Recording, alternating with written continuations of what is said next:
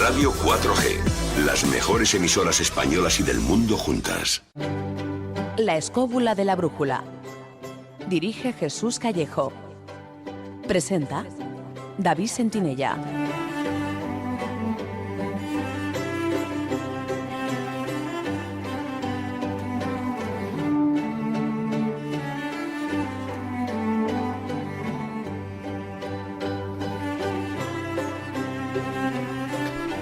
Buenas noches, amigos. ¿Qué tal estáis? Desde los estudios de Radio 4G os damos la bienvenida a una nueva edición de La Escóbula de la Brújula. Muchas gracias por acudir una semana más a nuestra cita.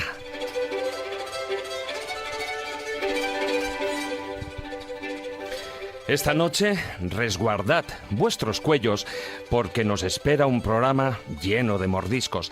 Los que hacen falta para abarcar el mito del vampiro y de su personaje más emblemático, Drácula, aunque por supuesto no será el único.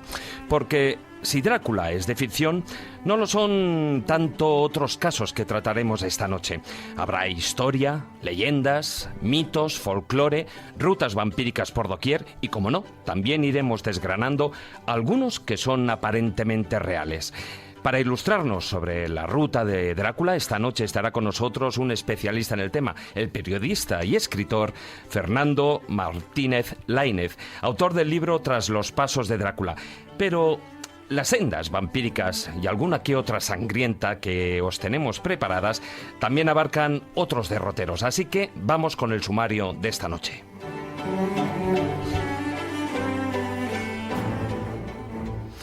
Por el Zurrón del Caminante nos daremos un paseo por el viejo Real Hospital de Tuberculosos de Navacerrada, un lugar bastante tétrico donde, entre otros muchos no menos terroríficos, se rodó la película La Noche de Walpurgis, protagonizada por Paul Naschy.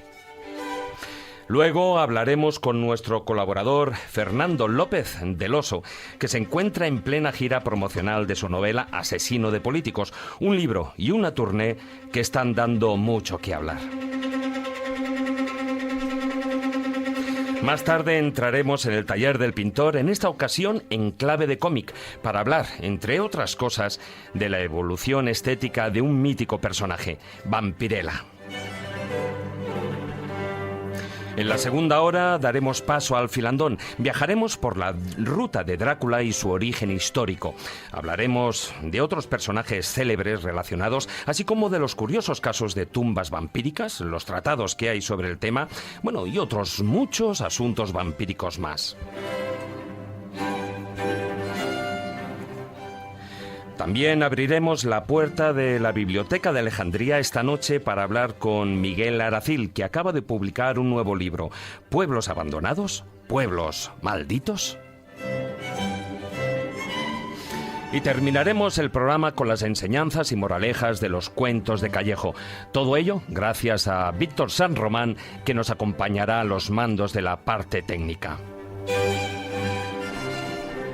Ya sabéis que podéis participar a tiempo real en el programa. Para hacerlo tenéis 3 vías. En Facebook, nuestra página La Escóbula de la Brújula. En Twitter, nuestro perfil es @escobuleros. Y el hashtag del programa de esta noche es #vampiros. Y la tercera opción, también podéis mandarnos mensajes por WhatsApp durante el programa al número de Radio 4G 636 689 184. Os lo repito, 636 689 184. Con el prefijo 34 más 34 si los mandáis desde fuera de España. Y por cierto, no os olvidéis de poner vuestro nombre, es importantísimo. Y ahora, ya sin más prolegómenos, nos subimos a nuestra particular escóbula voladora para recorrer las sendas vampíricas a riesgo de recibir mordiscos inesperados. Así que, queridos amigos, comenzamos.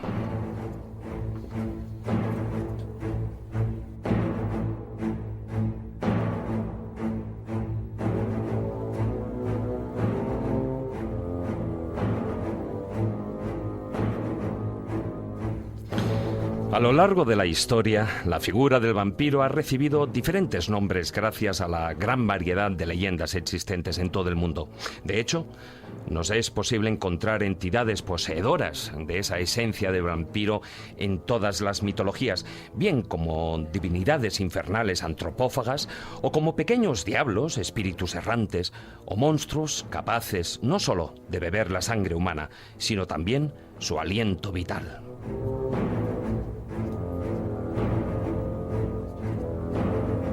El mito del vampiro se esconde en lo más profundo de nuestro ser y se halla latente en nuestra sangre como una concepción ancestral. Es un arquetipo que planea en nuestro inconsciente colectivo y que pervive a través de nosotros. Los mitos y las leyendas, así como la literatura y el cine, demuestran que la figura del vampiro es familiar a todas las personas.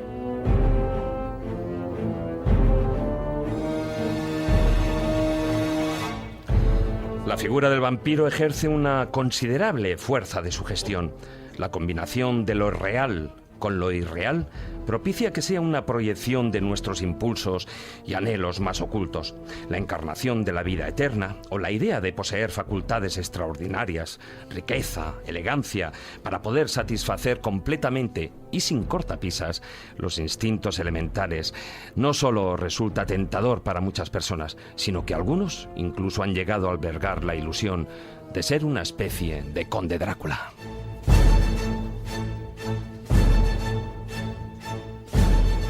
Ya a principios del siglo XVIII se produjo un incontrolable pánico al vampiro en el sudeste del antiguo imperio de los Habsburgo, asociándolo a las terribles epidemias. La población de esta región tomó al vampirismo como una realidad absoluta y los teólogos, médicos y sabios de la época recogieron aquellos acontecimientos en numerosas publicaciones.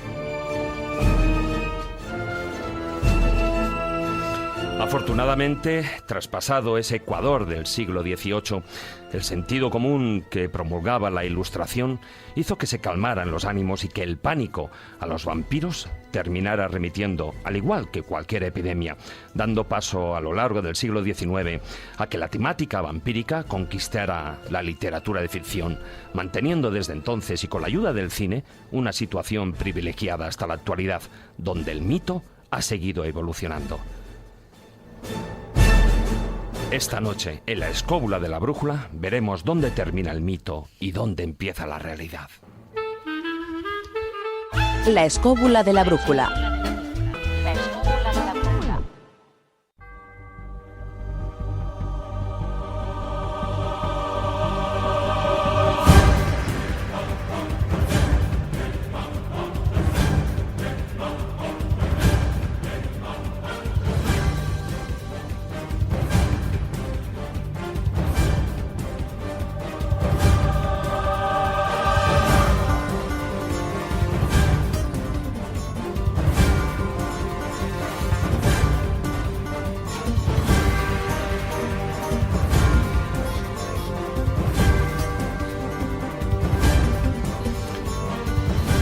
Muy buenas noches, don Jesús Callejo. ¿Qué pasa, David? ¿Qué tal estamos?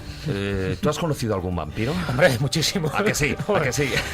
En mi etapa de funcionario había mucho vampiro que te robaba la energía con una facilidad tremenda. Claro, porque estamos hablando básicamente de esos vampiros físicos, ¿no? Sí. De chupasangres, ¿no? Pero existe también ese vampiro energético, según aseguran. Existen muchas clases de vampiros, existen también muchos tópicos sobre los vampiros. Cuando se habla de vampiro casi siempre nos viene a la mente, pues yo qué sé, la palabra sangre, espejos, ajos, estacas, crucifijos, agua bendita, inmortalidad, y a lo mejor no hay nada de esto relacionado con los vampiros. Por eso yo creo que es muy bueno programas como este para saber lo que hay detrás de esos muchos vampiros, de esas muchas categorías. Porque es verdad que hay vampiros psíquicos, como acabamos de decir, pero también hay vampiros folclóricos. Las tradiciones y las leyendas, solo las españolas hay un montón de ellos. Está el vampiro literario, que también. Luego el cine se ha suministrado mucho de esas temáticas, el vampiro histórico, esos vampiros ufológicos, porque no sé si habéis oído hablar de las luces chupa-chupa, que chupaban precisamente esa energía. En fin, cantidad de variantes, de flecos y de aristas que yo creo que es muy bueno abordarlo, y más encima pues teniendo aquí auténticos especialistas. Desde luego que sí. Muy buenas noches, maese Juan Ignacio. Muy buenas noches. Pues yo, como he tenido la oportunidad de ser vampiro en alguna ocasión, sé mucho de esto. Y además... ¿Has dado muchos mordiscos? Sí, fui contaminado por algún personaje, uno de esos vampiros psíquicos que dice Jesús Callejo, que son capaces de ponerse a tu lado y volverte un ser totalmente distinto del que eres. Sí, porque tú todavía sigues en la administración. No, pues no fue en la administración precisamente. Bueno, de todas maneras, hablando de vampiros, yo creo que hay unos que en la sociedad, según se aseguran, se llevan la palma. Muy buenas noches, Carlos Canales. ¿Qué tal? Esos son los abogados, según Sí, dicen. al principio cuando has hablado de la elegancia, el estilo, los poderes sobrenaturales, digo, me está escribiendo. Bueno, gracias. Faltan un par de antenitas en la cabeza. Muy buenas noches, Fernando López del Oso. ¿Qué tal, David? Buenas Bienvenido noches. por los madriles, como dicen. Sí, el asesino ubicuo ha llegado esta noche. Sí, tenemos al asesino de políticos aquí. Y bueno, yo también tenemos el placer de contar en el estudio con un amigo, con un especialista, con Fernando Martínez Lainez. Muy buenas noches, Fernando. Buenas noches. Es un placer tenerte aquí. Bienvenido a la Escóbula de la Brújula, por supuesto. Muchas gracias. Eres periodista, escritor, trabajaste en el Servicio Informativo Internacional de la Agencia EFE. También como corresponsal y delegado en Gran Bretaña, en Cuba, la Unión Soviética y Argentina. Y Argentina, sí. ¿Y algún que otro país más que me dejo en el tintero? Una buena mezcla, sí, algún otro, pero no vamos a hacer aquí el índice biográfico completo. Bueno, ganaste entre otros muchos premios, pues el quinto premio Algaba, en lo que es de investigaciones históricas con el ensayo Con lobos hambrientos. Como lobos. Pero yo creo que en tu caso lo que cabe resaltar, aparte de esa vertiente histórica, es que eres uno de los grandes cultivadores de la novela negra en España. Has sido ganador en 2 ocasiones del premio Rodolfo Walsh, que es otorgado por la Semana Negra de Gijón. Semana de Gijón, sí. Y bueno, y hoy hablaremos especialmente, profusamente, de ese libro de Tras los pasos de Drácula, con el que además otro de los premios que obtuviste, el premio Grandes Viajeros, otorgado por Ediciones B, ¿no? ¿Cómo fuiste? Porque bueno, en este libro todo viene al hilo de un viaje tuyo a Rumanía, si no me equivoco. ¿Cómo es que fuiste a parar allí? Bueno, yo había estado en Rumanía la primera vez, pues un poco después de que cayera Ceausescu, en el año 1990. Y bueno, pues en los días que estuve allí, estuve un par de semanas, me interesé por el mito, pero claro, no mito draculiano, digamos, pero no tuve tiempo de meterme a ello porque tenía una agenda, digamos, informativa muy apretada, claro, y tenía que cumplirla. Y ya lo que hice fue, unos años después, pues viajar un poco a mi aire. Alquilé un cochecillo, una especie de 600, muy de segunda mano, un poco trasto, pero que me respondió muy bien. Y ya me decidí, bueno, pues hacer la ruta de Drácula, lo que se llama la ruta de Drácula, lo que podríamos llamar la ruta de Drácula, que en rigor no existe, pero bueno, yo me la inventé un poco. Y teniendo en cuenta además que a mí lo que me interesaba era contrastar la historia con el mito, es decir, claro, el personaje real con el personaje imaginario. De todas maneras, si tú te lo inventaste un poco, te han seguido a pie de la letra, porque en Rumanía la ruta de Drácula, yo creo que, bueno, y sobre todo después de todos esos años de régimen dictatorial, que pues han intentado abrir al turismo y han intentado aprovechar esa ruta. Claro, pero ha sido de una manera forzada, porque la verdad es que a los rumanos... Les molesta, ¿verdad? Al rumano normal y corriente le molesta bastante que se hable del conde de los colmillos como una figura representativa de su país, ¿no? Y aparte de que es falso, porque por unas razones que luego explicaremos, si os parece. Pero en cualquier caso, como siempre, la ficción, cuando la ficción es buena, pues vence a la realidad, ¿no? Porque la realidad al final queda muy por debajo de la ficción. Y en este sentido, pues el Drácula ficción, el Drácula de ficción, el Drácula imaginario, que es sí, el Drácula de la capa, ¿no?, y los colmillos, pues se ha terminado imponiendo de manera rotunda la figura histórica del Drácula. Claro, real. porque además es un icono, ¿no? Pero además incluso ha habido mucha discusión sobre si Bram Stoker, se inspiró o no en la figura de ese príncipe de Valaquia, ¿no? De Vlad Tepes. Eso es una pregunta muy buena y muy difícil de contestar, porque yo creo que hay opiniones para todos los gustos. Lo que está claro es que la propia vida de Bram Stoker es una vida draculiana. Este hombre de pequeño tuvo una enfermedad, tuvo que estar durante años metido en la cama, tuvieron que hacerle transfusiones continuas de sangre. Es decir, que prácticamente llegó a la adolescencia pues sobreviviendo a base de sangre que le iban inyectando, ¿no? Y luego toda su vida, en su vida real, él fue vampirizado de una manera, digamos, psicológica, fue vampirizado por un gran actor de la escena británica que se llama Henry Irving. Y este Henry Irving lo trataba como despóticamente, lo tenía como una especie de sirviente, de amanuense y tal, ¿no? Y este hombre tragaba todo porque tenía una admiración, por lo visto, rayana en la idolatría alrededor de este actor, que bueno, fue tan famoso que está enterrado en la bahía de Westminster, ¿no? Entre los poetas y tal. Y entonces, digamos que el Irving, el actor, vampirizó al personaje, o sea que el pobre Bram Stoker, y luego además ya para remate, él un poco ya en su desesperación, porque se veía menospreciado y tal, pues le dio por frecuentar prostíbulos y tal, y al final contrajo incluso una sífilis también, y murió prácticamente de eso. Con lo cual ya ves que el mito de la sangre tenía razones para preocuparse por la sangre, ¿no? Fernando, es verdad lo que dices, es verdad que estuvo vampirizado por una serie de personajes, incluso se dice que la fisonomía de Drácula está basada tanto en Henry Irving como en Franz Liszt, porque como era pálido, en fin, para que siempre estaba anémico, pues le venía muy bien para hacer ese aspecto físico. Pero cuando muere Bram Stoker, que además ya sabéis que formaba parte de una sociedad secreta, ¿no? La Golden Dawn, por lo tanto tenía unos conocimientos esotéricos de tradición, bueno, teosófica de Madame Blavatsky, conocía muy bien esos entresijos y sobre todo que la sangre era un fluido vital. Cuando él muere, cuenta la leyenda, me imagino que será verdad, que dice unas últimas palabras señalando con el dedo a una zona determinada de la habitación. No sé si te acuerdas un poco de esa anécdota donde él, obsesionado, como le pasaba con Bela Lugosi también cuando él muere, ¿no? Que él piensa que es el príncipe Drácula. Pues en el caso de Bram Stoker es muy significativo porque cuando él muere, en 1912, lo que dice, y señalando a un lugar determinado de la habitación, es Estrogoi, Estrogoi. Lo dice además aterrorizado, como obsesionado por ese personaje, que en rumano creo que significa algo así como demonio. Hablamos de eso, sí, vamos a ver, mira, en la tradición folclórica rumana, por extraño que pueda parecer, no existe ningún vampiro. Entonces, lo que sí tiene la tradición folclórica rumana son los estrogois. Los estrogois son espíritus de los muertos que aletean se escapan del alma, digamos, o del cuerpo del muerto durante la noche y se supone que aletean de una manera invisible en el aire. Y que entonces esos espíritus de los muertos representan evidentemente un peligro porque pueden en un momento determinado pues llevarse las almas de determinada gente y tal igual. Esa tradición sí existe en Rumanía, pero sin embargo la tradición vampírica no, por eso los romanos se cabrean tanto cuando se habla de lo del vampiro y tal. Pero bueno, a lo que vamos.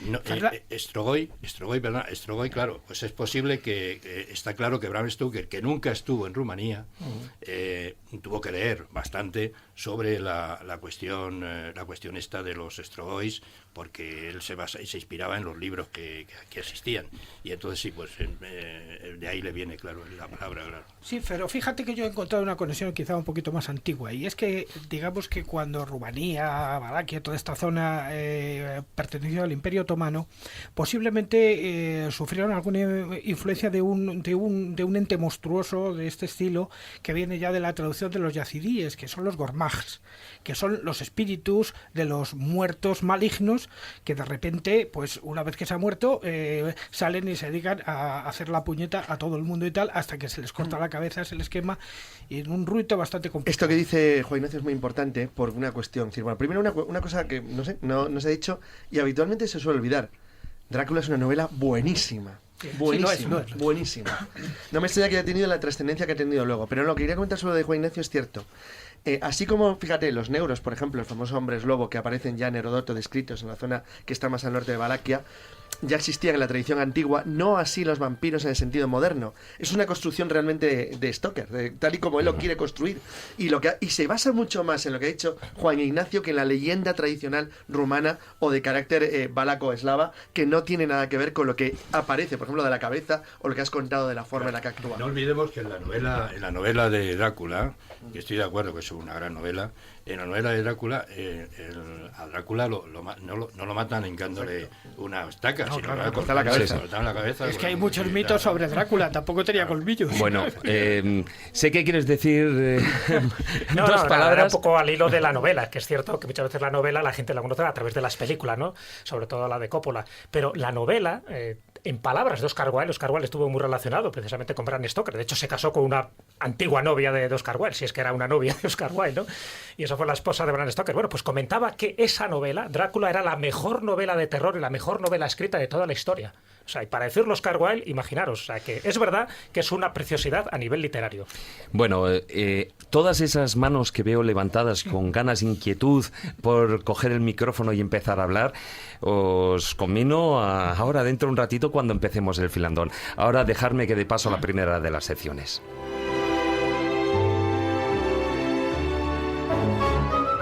La escóbula de la brújula.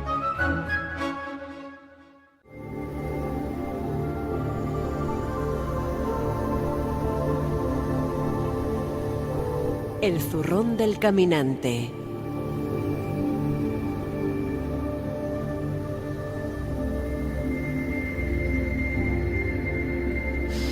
Bueno, maese, a estas horas de la noche, bueno, ahora que afortunadamente prácticamente ya estamos ahí en el verano, no será tan oscuro, pero pasarse por el lugar del cual nos vas a hablar esta noche, el Real Hospital de Tuberculosos de Navacerrada, pues da un poquitín de yuyu, ¿no? Ya no te va a dar ningún yuyu porque hace mucho tiempo que lo quitaron, lo desescombraron.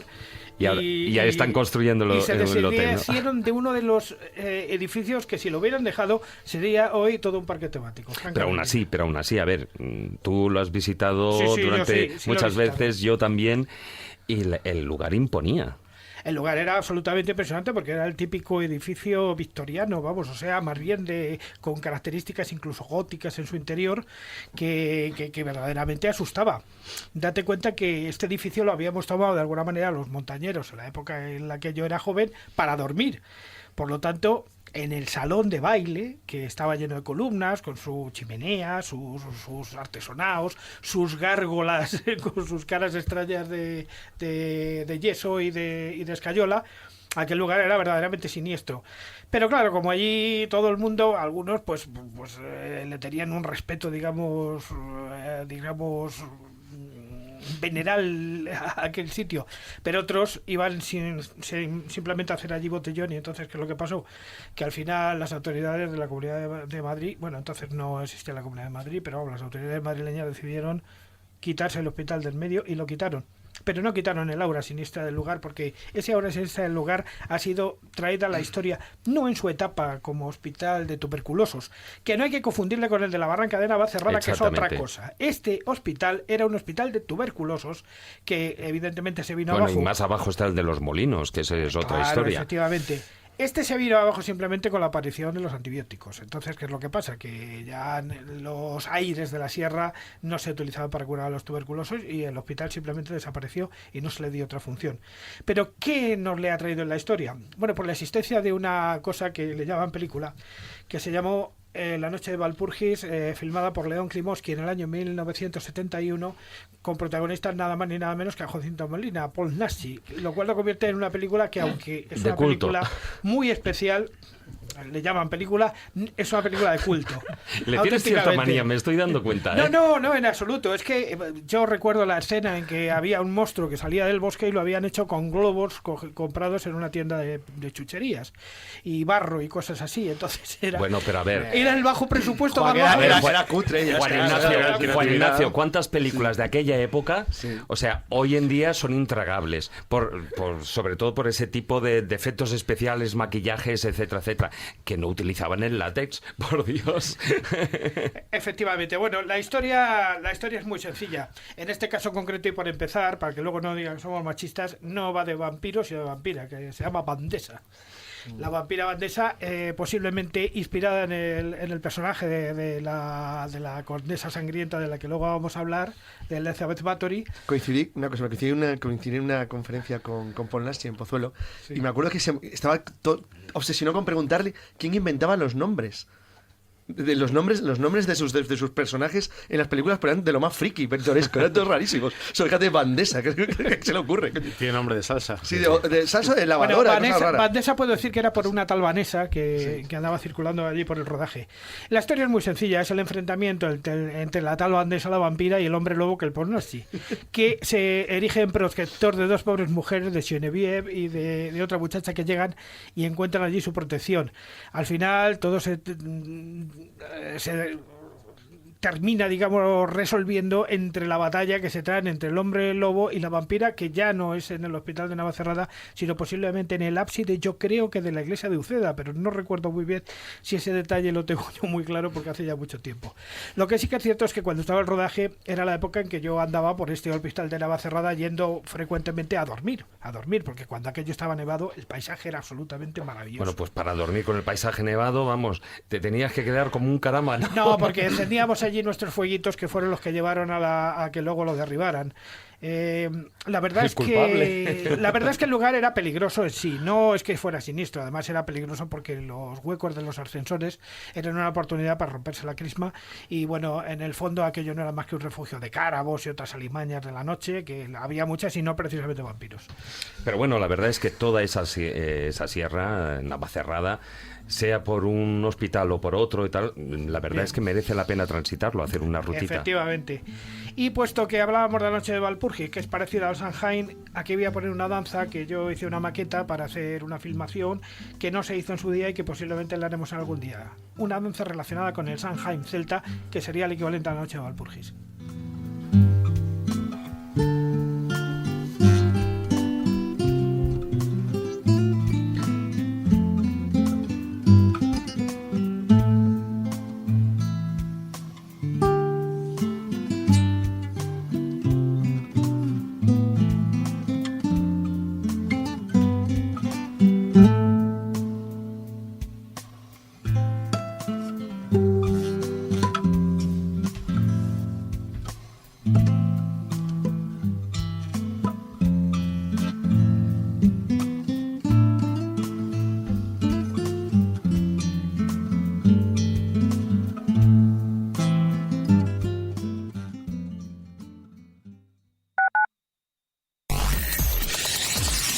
Radio 4G está pensado para que seas tú quien elijas lo que quieras escuchar. Nosotros te damos las posibilidades. Tú eliges. Ven, síguenos. Tenemos cobertura total. Estamos en Internet. La Jungla 4.0. Cada mañana en Radio 4G. Y luego había varios que se ha quedado con la copla de jalón, de lo de la página esta de Rosa. Están muchas páginas de estas calentonas. Una era en pajilleros.com, en las presentadoras cachondas o algo así, o maduras cachondas. Ya sabía yo que era algo de eso. También sale. Espectacular. Lo voy a poner en el currículum. Sí, en maduritas cachondas y en pajilleros.com, pues... Maduras famosas, hay una foto espectacular con toda la prueba al aire que la pillaron en Tobles. Está aquí el Jalón descubriendo fotos. Hazme una carpeta, el Jalón, por favor.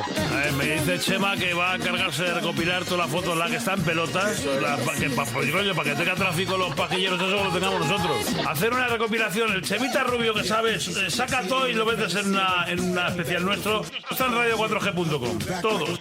Radio 4G. La Jungla 4.0 con José Antonio Avellán. De lunes a viernes de 6 a 11 de la mañana en Radio 4G.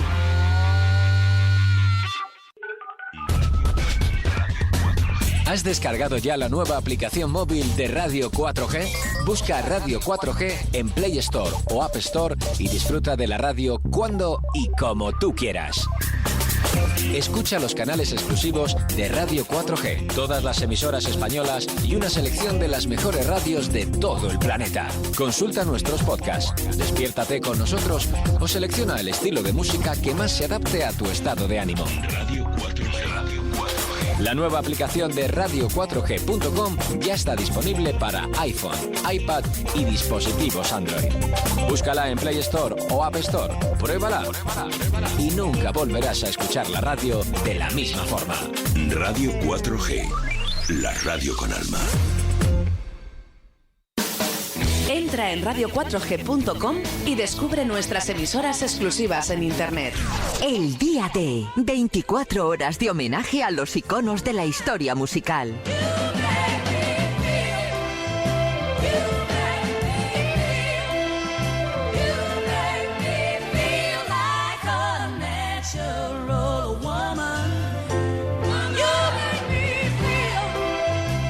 El día de un canal exclusivo de radio4g.com. Radio 4G, la radio con alma.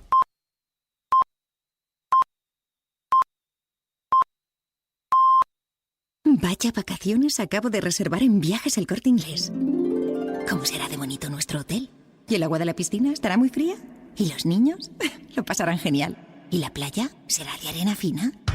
Ya está aquí Happy Holidays de Viajes El Corte Inglés. Reserva tus vacaciones hasta el 22 de junio. Con grandes descuentos, pago hasta en 10 meses, mejor precio garantizado, niños gratis. Consulta condiciones. Disfruta ya de tu viaje porque la ilusión comienza cuando reservas tus vacaciones. Happy Holidays con Viajes El Corte Inglés. Hola, soy una de las muchas personas que colabora con la UID comprando su euroboleto. Por tan solo €1 diario, ayudas a muchas personas con discapacidad y al mismo tiempo tengo la opción de hacerme millonario. ¿Y a ti no te gustaría serlo? Organización Impulsora de Discapacitados, 902-113-883. Si eres discapacitado, llámanos. Si no lo eres, apóyanos. Contamos contigo. La escóbula de la brújula. Dirige Jesús Callejo. Presenta David Sentinella. La escóbula de la brújula.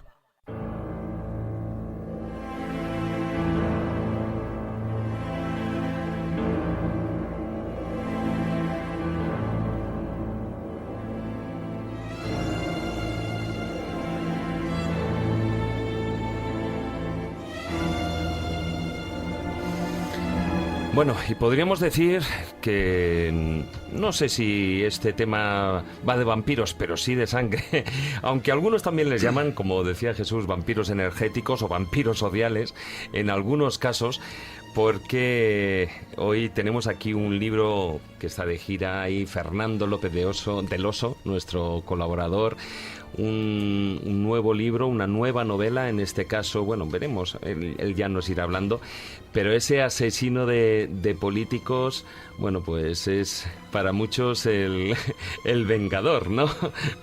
¿Qué me dices, Fernando? Hombre, lo primero es que sí que tienes toda razón, que es una novela con sangre hasta en la portada. Pues sí. Unas manchas. Sí, mira, me acabo de manchar. Y cumple lo que promete. Pero bueno, es más cosas. Sí, no había pensado en ellos como vampiros sociales, aunque ahora recuerdo que hay un personaje, un señor mayor en una manifestación que les define como sanguijuelas. Sanguijuelas, tienes toda la razón. Dice, están en el Congreso y hay una manifestación multitudinaria fuera y se refiere a ellos y dice... ¿Al estilo 15M? No tiene nada que ver. Y dice, sanguijuelas, solo hacen que inventar maneras de chuparnos la sangre ahí dentro. Bueno, estamos hablando de esos vampiros sociales, estamos hablando evidentemente de los políticos corruptos. Sí. Porque, bueno, cuéntanos así por encima de qué va la novela. Bueno, esta novela es una novela muy, muy alegre, como el propio título indica, y muy pacificadora, que arranca bueno, mejor dicho, transcurre en un país utópico, un país imaginario, que tiene ciertos puntos de similitud con el nuestro. Es un país con una crisis económica importante, la ciudadanía lo está pasando mal y lo peor de todo es que están atrapados por una clase política que no les ofrece salida. Es un sistema cerrado en el cual hay unos partidos políticos, pero que todos los partidos son lo mismo, o así los perciben esos ciudadanos. Entonces esa frustración, porque ya es el descaro con el que les roban, es tremendo, esa frustración de la gente desemboca en violencia. Y entonces una buena mañana pues aparece un consejero de transportes de tercera línea, aparece asesinado, un consejero que estaba envuelto en una privatización de unas líneas de autobuses y unas cosas, y aunque la policía no sabe muy bien de qué va el tema, la prensa lo tiene claro. Dicen que es el tercero en la lista del asesino de políticos. Entonces, en ese momento, esa es la situación con la que empieza y bueno, de la mano del inspector de Soto, que es un inspector llamado por el ministro del Interior y entregado por el director general de la policía para que haga el pobre hombre labores de detective al puro estilo, del mejor estilo del inspector Lebel, no, el comisario Lebel en Chacal. Pues de su mano intentaremos averiguar quién se esconde detrás del asesino de políticos. Oye, hay, bueno, pues como antes decía, políticos corruptos que hacen extorsión, prevaricación, privatización, pues desde la sanidad hasta los aeropuertos. También se ve ahí en la novela pues ciertos problemas con la educación pública, muchas manifestaciones. La sanidad también. La sanidad, sí, la sanidad pública. Y me estás diciendo que se trata de un país imaginario. Podríamos decir quizá que ese país utópico comparte todos esos elementos con el nuestro. Hay afortunadamente algún elemento que no compartimos, y es que en la novela, como digo, no les queda más salida que recurrir a la violencia. Es el canal que han encontrado, y aquí, sin embargo, estamos viendo que hemos encontrado una vía democrática para poder canalizar todas esas ganas de renovación. Pero lo cierto es que cuando la escribí, empecé hace unos cuantos años con ella, era la época en la que estos partidos de nuevo cuño no existían, y encima estábamos asistiendo a los famosos scratches. Es decir, que de ahí, de insultar a un político en la puerta de su casa, a que alguien fuera un poco más allá, pues quedaban un par de inviernos con hambre y poco más. Y me preocupaba que fuéramos a tomar esa deriva, que afortunadamente parece que no hemos cogido. Fernando, cuando se lee la novela, yo me la he leído de cabo a rabo, además yo creo que soy de los afortunados que la leí antes de que fuera publicada, la sensación que te da, evidentemente, es el país imaginario, pero todos nos podemos imaginar que hay varios países que corresponderían un poco con ese grado de corrupción. Pero sí me daba la sensación, ¿no? Y por supuesto, sin que eso sirva de ejemplo, lo que se está exponiendo en esta novela, pero me da la sensación de que tiene una cierta reminiscencia de cómic, es decir, de ese superhéroe, de ese justiciero que cuando ya ves que la situación es tan descaradamente corrupta y donde ves que además la justicia, pues por la lentitud de la justicia, no puede hacer gran cosa, siempre hay alguien por ahí que se puede tomar la justicia por su mano, y además, como los que mueren en esta novela, se merecen morir, entre comillas, ¿no? Precisamente por esa falta de escrúpulos, esa falta de moralidad. En el fondo, casi uno, cuando va leyendo la novela, te sientes identificado con ese asesino que no sabes quién es hasta el final. Yo creo que todo el mundo que se lea la novela se vaya a sentir identificado. Y además, bueno, me consta, porque a mí me ha pasado, y hablando con mucha gente, y gente de la editorial y de otros medios de comunicación que están haciéndole la entrevista en esa macro gira, que son 21 días, ¿no? Que estás haciendo 21 días. 21 ciudades en 21 días. Que ahí es nada, pues la verdad es que mucha gente comenta, pues eso, ¿no? Que le encanta la novela.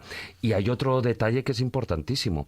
Dentro de esa gira hay una furgoneta que yo creo que es como un éxito añadido. Cuenta, porque a mí me han dicho cosas de compañeros periodistas de Barcelona, pero vamos, la aventura merecía la pena, ¿no? Sí, primero, empezando por esto que comentabais del asesino y de las muestras de simpatía que va recolectando, la verdad es que, hombre, tiene un poco de truco, porque hay un artificio literario para que las muertes no provoquen rechazo, que yo creo que es interesante, porque ese primer nivel de lectura que tiene es muy refrescante, muy liberador, y al estar planteado de esta manera, en la que casi después de satirizarlos, cuando apedrean a los políticos, es casi como ver el Guiñol cuando sale el lobo y le pegan con la estaca, ¿no? Entonces uno se puede dejar llevar por aquello y disfrutarlo sin culpa, mientras que si fuera muy realista, aquello produciría un poco de rechazo. Pero yo creo que ya estamos predispuestos todos a disfrutar y a dejarnos llevar con esa risa y con esas ganas de satirizar y de tener una venganza, aunque sea literaria, porque la gira la estamos haciendo con una furgoneta de 6 metros de largo por 3 metros de alta, negra, negro mate como la portada de la novela, y con un cartel enorme que pone asesino de políticos por cada lado. Entonces, pues me han preguntado que cuánto cobrábamos. Me han dicho que si se podían subir y les llevábamos también.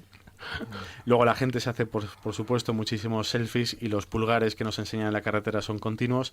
Y luego hay algo muy interesante, y es que pensábamos, llevamos solo 4 o 5 días de gira, con lo cual puede pasar cualquier cosa todavía, pero pensábamos que íbamos a tener más de un problema con la policía, que cuanto menos nos parara para Vamos, yo de hecho tengo pendiente una porra contigo, ¿eh? Sí, casi si es más de 5, pues pago yo, ¿no? La cosa está en que el primer día que la gira arrancó en Barcelona, entonces teníamos una firma en la Casa del Libro de Paseo de Gracia. Es uno de los lugares más céntricos de toda Barcelona. Paseo de Gracia con esquina con Aragó, es como aquí pues Recoletos y la Gran Vía, es decir, un punto emblemático. Y no había forma de aparcarla, y la dejamos aparcada en la acera con 2 narices. Y entonces la Guardia Urbana, que son los policías municipales de allí, nos miraban y pasaban. Y me decían, buenas tardes, y yo, buenas tardes. Y se iban. Y al rato, 2 horas después, volvían a pasar. Y buenas tardes, buenas tardes. Pero no se atrevían a multarnos. no parecían muy seguros de veían cara de psicópata. De quién podía. Ibas con gafas negras y gabardina. No, yo me imagino que como pensarían que tenía permiso, ¿no? Porque, a ver, claro, yo me estoy imaginando un elemento de 6 metros de largo por 3 de alto y otros tantos de ancho, pues dirán, no tendrá el morro de aparcar aquí sin tener permiso. Esa es la tradición española, siempre ha funcionado. Lo de aquí se puede fumar, no. Y esas colillas, los que lo han preguntado. Bueno, es un sistema básico. Pues aquí algo parecido. De todas formas, sí, en la gira vamos viendo a medios de comunicación de las diferentes ciudades, vamos visitando a los libreros, pero la parte más divertida es circular por esas calles, arriba y abajo, viendo una librería o yendo a una emisora o a un periódico y viendo las caras de la gente y los selfies que se van haciendo. Pero es buenísimo eso de que os pidan precios, ¿no? para cargarse a políticos, ¿no? Incluso os pasan listas, ¿sabes? Para eliminarlos. Tiene cierto aire la furgoneta del equipo A, y entonces deben pensar, bueno, pues asesino de políticos, pues mira, tengo aquí uno que... Teníais que haber puesto un bozón que pusiera rogativas. No, poner una oferta 2 por 1. Bueno, lo que sí que te veo, ahora que has dicho lo del equipo A, te veo poniéndote collares de oro por el cuello, ¿eh? Sí, o la chaqueta de cuero, no sé si estoy más loco o más fuerte. Bueno, aparte de bromas, en la película, que esa es otra. Podría ser una buena película. Que ya hay rumores, al respecto, por cierto. Me alegro de que me lo comentes porque... Pero en la novela, no existe hasta cierto punto esa violencia gratuita, esa venganza social. Evidentemente, yo he leído por ahí, tú apoyas el hecho de que es solo una novela y que afortunadamente pues en países como en España o en otros países pues se ha abogado por la vía democrática y no por esa otra. Sí, lo que pasa es que como digo, a mí me preocupaba porque en el momento en que la planteé no estaba muy claro lo que iba a pasar aquí. Es decir, las manifestaciones que se veían era algo nuevo, al menos para mí, que no viví la época de la transición ni de los últimos años del franquismo, y el tema de la violencia, pues estaba ahí. Es decir, yo recuerdo un informe de la CIA de estos que se publicó, las conclusiones, y se preguntaban, dice, ¿cómo es que los analistas decían, cómo es que en este país ya no ha estallado la violencia? Decían, es que aún quedan algunas prestaciones sociales, ¿no? Dice, pero claro, se amenazaba con que aquello fueran acabando pronto. Fíjate que yo te quiero hacer una pregunta porque el libro está escrito en castellano, y entonces esto no deja de ser un libro asequible, por lo tanto, a cualquiera que hable nuestro idioma. Y es que un libro con una portada como el tuyo, un título como el tuyo, puede que aquí llame la atención, y la llama, desde luego. Antes hablamos de que el título me parece genial.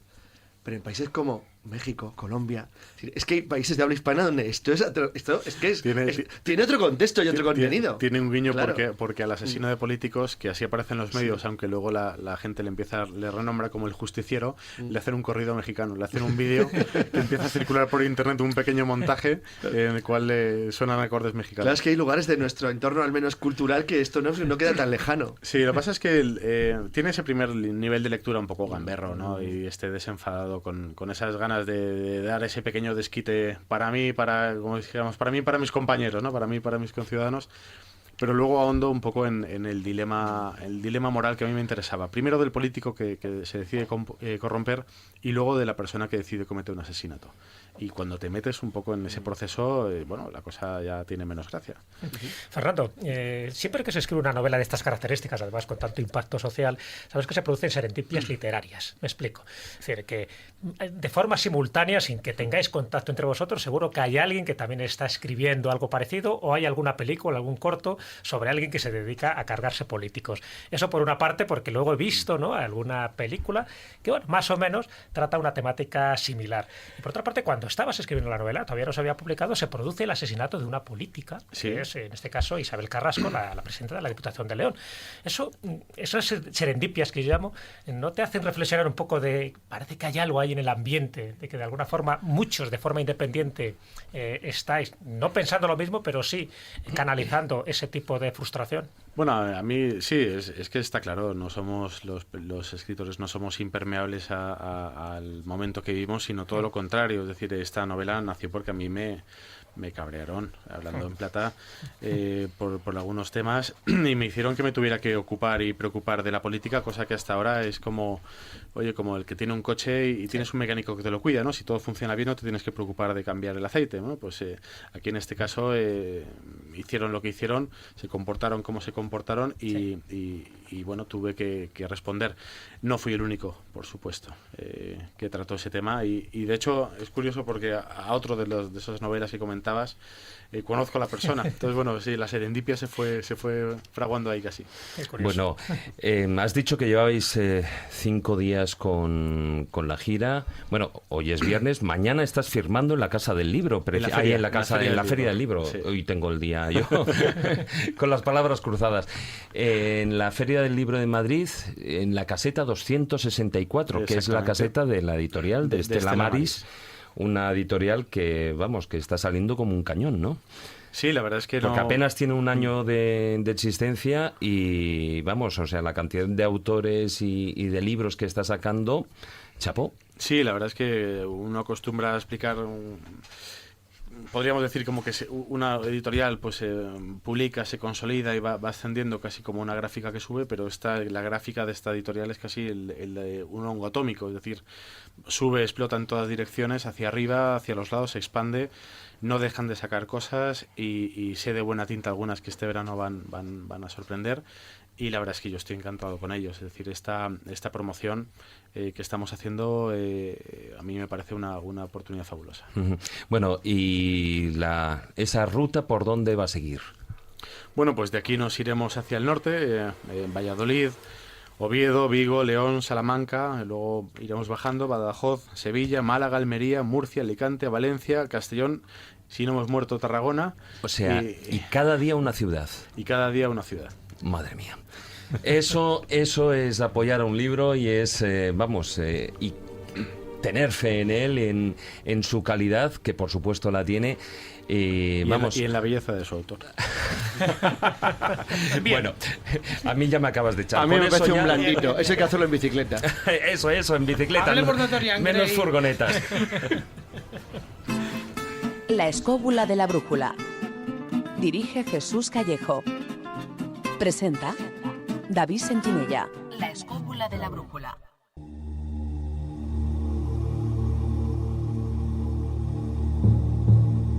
El taller del pintor.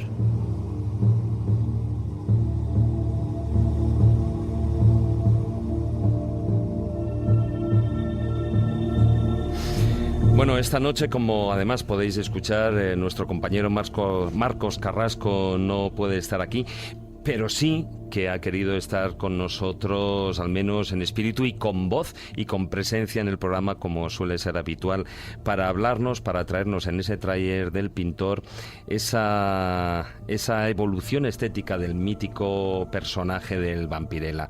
Vamos con él. Hola David, ¿qué tal, queridos compañeros? Bueno, como va de vampiros la cosa, ahí va el taller del pintor.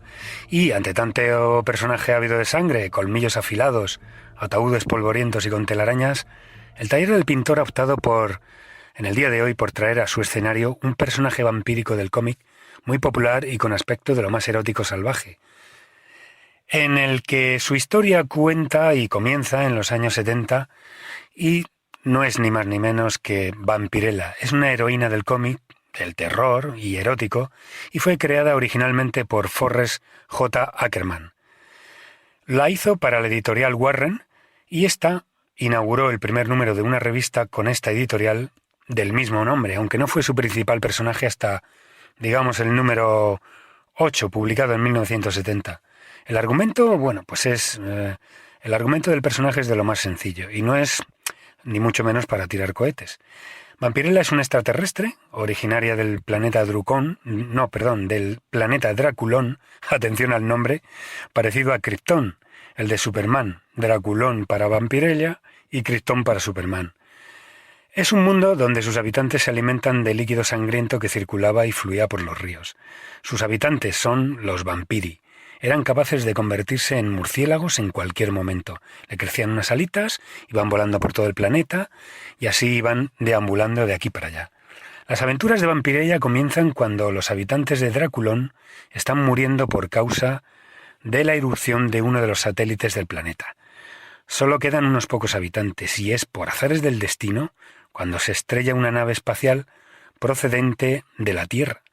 Vampirella es enviada a investigar dicha nave y ocurre que le intentan atacar sus tripulantes y al defenderse, descubre que lo que corre por las venas de estos astronautas es sangre.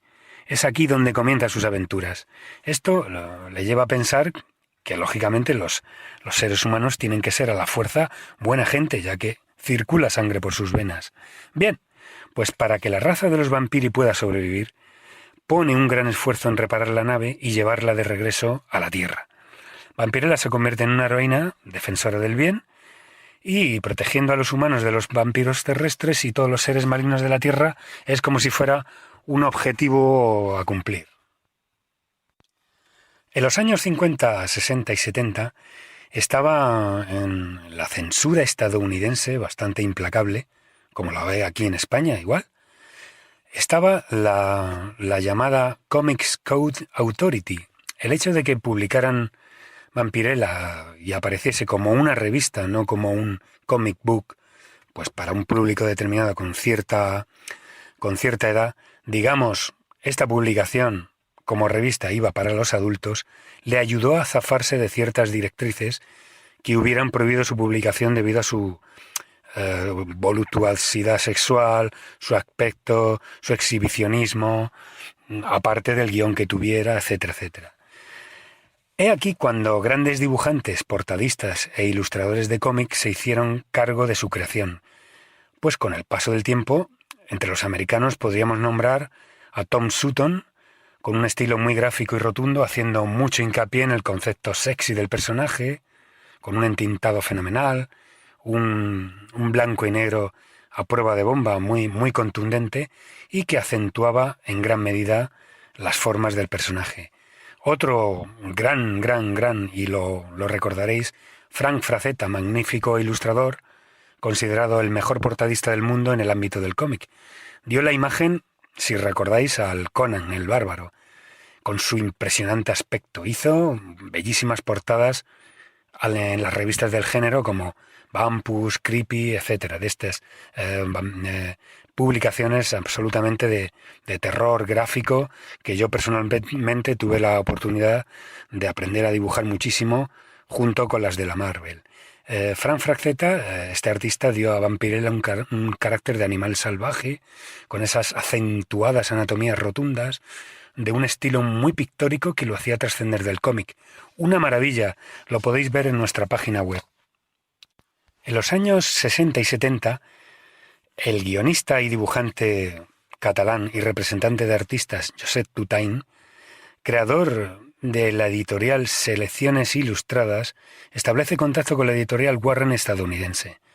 Bueno, este hombre se va allí con la carpeta y deja pasmados a los editores de la Warren con la calidad de los dibujantes españoles, sobre todo con la relación calidad-precio, puesto que éramos súper competitivos y asequibles al mercado estadounidense. De dichos artistas, se queda absolutamente prendado de José González, más conocido por Pepe González. Las ilustraciones de Vampirella, al ver la belleza con la que trataba el cuerpo femenino, decidió encargarle el dibujo de Vampirella en las sucesivas ediciones y en los sucesivos números de la revista Vampirella. José González, español ya fallecido, fue uno de los artistas que acabó por perfilar al personaje con un toque glamuroso pero de lo más espectacular, muy acorde con la estética de los años 70 y 80, y saca un enorme partido a la figura con su característico traje, creado por una ilustradora y escritora estadounidense muy premiada llamada Trina Robbins, que fue creadora también del aspecto de la heroína del cómic Wonder Woman. El atuendo de Vampirella es un elemento fundamental para el rotundo éxito de este personaje. Un traje minúsculo que muchas veces he pensado que en realidad no sujetaría nada por encima, puesto que al ser de pequeñísimo tamaño no podría sujetarse encima del cuerpo, ya que cubre muy escasamente las formas femeninas. No solo era de esta cualidad del traje el fundamento del éxito, sino que habría que tener un grandísimo dote como ilustrador. Aquí estaba Pepe González, el español catalán Pepe González, gran dotado para la figura humana, que dibujaba los personajes cargados de vida, un estilo que conquistó a muchísimos lectores. González dibujaba un cuerpo femenino casi perfecto, pero sin exageraciones como los hacían Frazetta, Sutton, en definitiva los americanos. Fue sin duda el mejor ilustrador de Vampirella, desde, digamos, el número 12 al 34. Bueno, digamos que continuaría como ilustrador principal de la revista hasta el año 1983, tras la quiebra de la editorial Warren que sucedió en este año. Pero, en conclusión, ¿de dónde viene la iconografía de esta bellísima vampira? La imagen de Vampirella y su cuerpo tan sexy, su mínimo vestido y su carga misteriosa, viene de las imágenes femeninas del subconsciente colectivo que se creó desde 1934 con las famosas pin-up. Estas pin-up podrían simbolizar a una mujer guapa, exuberante y que aparecían en las portadas de las revistas. En concreto, con una modelo llamada Betty Page, que tenía una apariencia muy similar a Vampirella. Esta bella mujer se hizo famosa en la década de los 50 con sus fotos fetiche y que de algún modo fue protagonista de la incipiente liberación sexual de la mujer. Bueno, veréis, os va a sonar. Tenía una cabellera negra, muy negra, larga, un flequillo cortado en la frente, hacía gala de su escultural cuerpo con sus estudiadas poses. Podéis verla en detalle en la página de Facebook de la Escóbula de la Brújula. Estas poses nos recuerdan enormemente a Vampirella, de la que los ilustradores como Frazetta, Sutton o el magistral Pepe González se iniciaron y se inspiraron seguramente en ella. Este misterio que los artistas a lo largo de la historia y bajo diferentes envolturas se han esmerado en plasmar. Ah, amigos, no os olvidéis de consultar lo que ya os hemos dejado. Y esta noche, cuidado, cuando notéis un aliento cerca de vuestro cuello, volved la vista rápidamente y no os fiéis. Vuestro amigo, pareja o acompañante puede haberse convertido en otra cosa. Hasta luego. Que paséis una buena noche, amigos vampiros. Entra en radio4g.com y descubre nuestras emisoras exclusivas en Internet. Los grandes artistas y los menos grandes. Todos hicieron versiones fantásticas de temas famosos. Unos para entretenerse, otros para crecer. Los más para retarse a sí mismos.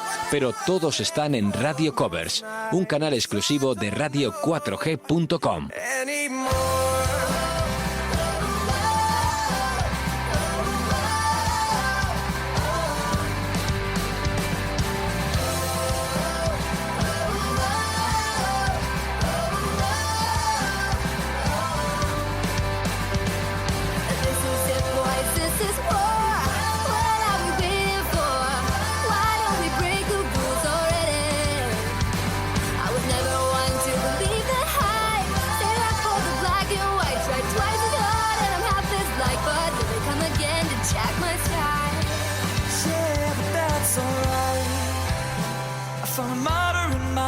Tonight, she stops my bones from wondering just who I am, who I am, who I am. Well, who am I?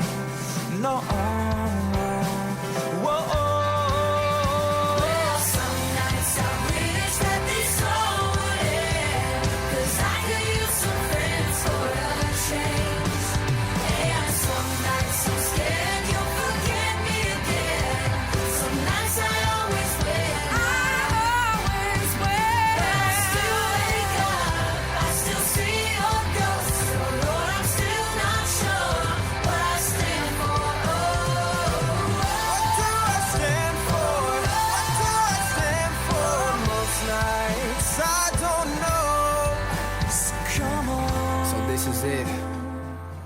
I sold my soul for this. Wash my hands of that for this. I miss my mom and dad for this. No. When I see stars, when I see stars, that's all they are. And when I hear songs, they sound like this one. So come on.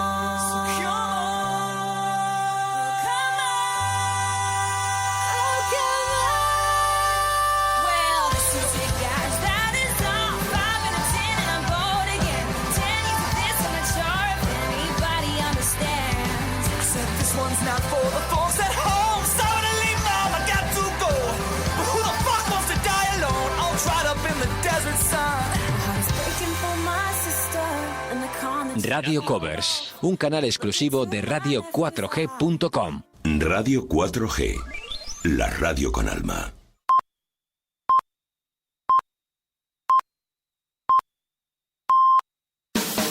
Entra en radio4g.com y descubre nuestras emisoras exclusivas en Internet. Hola, soy José Ramón Pardo y te presento Radio 4G Ramalama, la emisora que tiene las canciones de nuestra vida. Si comprendes que el amor es todo, si me acompañas cuando yo estoy solo, si me sonríes cuando vengo a verte, si comprendes que eres tú mi gente.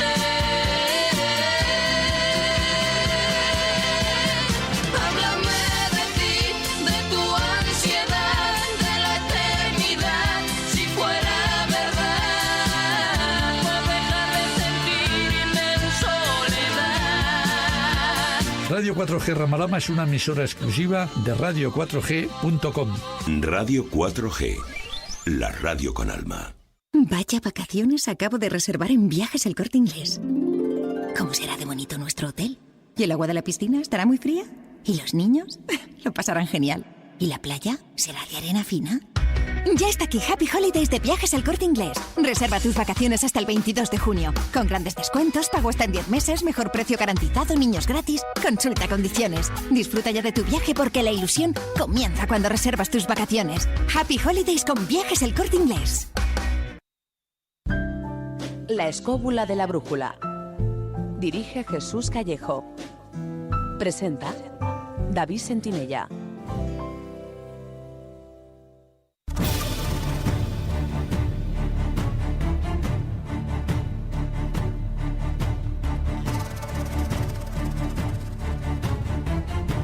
Comienza El Filandón.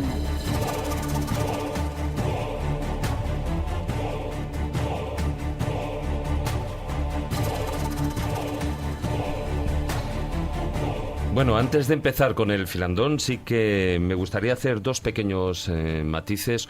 Uno, Jesús, tenemos unos oyentes muy cultos y muy vampíricos. Parece que es Strigoi en lugar de Strogoy. ¿Cómo se dirá en rumano de verdad? ¿Cómo han afinado, eh? ¿Cómo han afinado el oído? Bueno, pues vale que dejo Strigoi, vale. Strigoi, no Strogoy, ¿eh?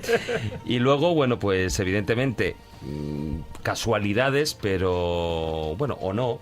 Nos enfrentamos ante este programa de rutas vampíricas, de sendas vampíricas, precisamente cuando esta semana, bueno, ayer fue, ¿no?, que murió Christopher Lee, uno de los grandes mitos del cine que ha tocado estos temas. Tipo oculto que hablaba 9 idiomas. Tú también has visto el meme, ¿no? Sí. Los memes. Yo no sé, hay una factoría ahí detrás, ahí tiene que haber alguien. Estoy el día pensando, porque no es normal, ¿eh? Bueno, es curioso, por ejemplo, como los dos intérpretes por antonomasia, que son Bela Lugosi y Christopher Lee, en el caso además de Bela Lugosi, perdió completamente la chaveta con el personaje, o sea, porque llegó un momento en que se creyó. Se lo creyó. Hombre, yo me imagino que es un personaje tan potente que acaba comiéndoles la propia personalidad. Eso ha pasado incluso en otros personajes de teatro. Luis Müller, por ejemplo, se comenta también que murió obsesionado con su personaje. Exactamente, sí. Bela Lugosi le pasó lo mismo. Cuando él muere en el 56, creo que va diciendo eso, que es el príncipe de los vampiros, que es Drácula. Y en el caso de Drácula todavía hay otro añadido, y es la mejor película para mí que se ha hecho del vampiro, que es la de Murnau, en el caso el intérprete Nosferatu. En el caso además, el intérprete Es que era así. Desapareció. ¿Sabéis que hay una película? La de Willem Dafoe, Hay una película hecha sobre que era un vampiro de verdad. Con Willem Dafoe. Que es un vampiro de verdad. Pero parece ser que lo sacaron de un psiquiátrico, además, al actor este, y que es un poco el argumento de la película. Y debió de ser, evidentemente, un personaje absolutamente raro, porque ya digo que nadie le pudo seguir el rastro después de la película. A mí me gustaría traer aquí a uno que ha sido el que más me ha llamado a mí, que es el remake famoso que hizo Werner Herzog del personaje de Nosferatu con un Klaus Kinski verdaderamente impagable. ¿Qué película, sobre todo? ¿Qué diente hay todo el tiempo? Mucho pero mejor. Además, es una copia del personaje del señor Wayne. Pero además es que es una película muy curiosa, porque lejos de ser una película de terror, es una película enormemente poética, donde realmente lo que está resaltando es la condición de pobre desgraciado, que es el Nosferatu que tiene que salir toda la noche a cazar. Es una cosa que... Y qué feo, y es un brincado, o sea, en el fondo es un marginado ahí. Encima se enamora y encima se muere por idiota. Sí, es el antivampiro elegante. Pero exactamente, está muy alejado de ese mito del que vampiro, sin embargo, que se crea. sobre el vampiro elegante, que para mí es una de las mejores películas de vampirismo, si no la mejor, que es El Ansia, que es una pasada de película. El Ansia viva. El Ansia es una película magnífica. Fíjate que El vampiro elegante está basada en la obra de Polidori. Sí, claro. Se titula El vampiro. Ahí es donde sale ese vampiro aristocrático, basado, por cierto, en Lord Byron. En El Ansia, que es Catherine Deneuve y ¿cómo se llama el cantante este inglés? Porras. David Bowie. David Bowie. Es decir, plantea uno de los problemas eternos del vampiro clásico, modificado ya por el toque stokeriano, es decir, por la versión occidental que no tiene nada que ver con el vampiro cutre de los bosques, que es un pobre ser que vive ahí intentando pillar algo, que en el fondo, el de la película de Klaus Kinski, es eso, es un pobre hombre, un marginado que vive en Londres, que llega en un barco que están todos muertos de peste entre las ratas, y el tío es tan feo y tan raro que está ahí, lo pasa fatal. De todas maneras, hay que decir que... De hecho, es como un pobre migrante ilegal que tiene marginado. Bueno, la propagación del mito literario de Drácula le debe muchísimo al cine. Claro, y eso ha sido una de las razones, porque además ha habido películas de Drácula muy buenas y se han hecho muy pero buenas, muchas, y unos actores fenomenales, y eso claro ha hecho muchísimo por el revivir el mito literario, ¿no? de Drácula. Volviendo a la novela, el otro día encontré, a lo mejor es exagerado, encontré una noticia de que es la novela de Drácula es la tercera más vendida en lengua inglesa, después de la Biblia, y no sé qué otra novela y qué otra... O sea, algo de Shakespeare, seguro. Sí, las obras de Shakespeare, efectivamente. Bueno, pues parece ser que es la novela más vendida en inglés. Es una gran novela que conviene leer, ¿eh?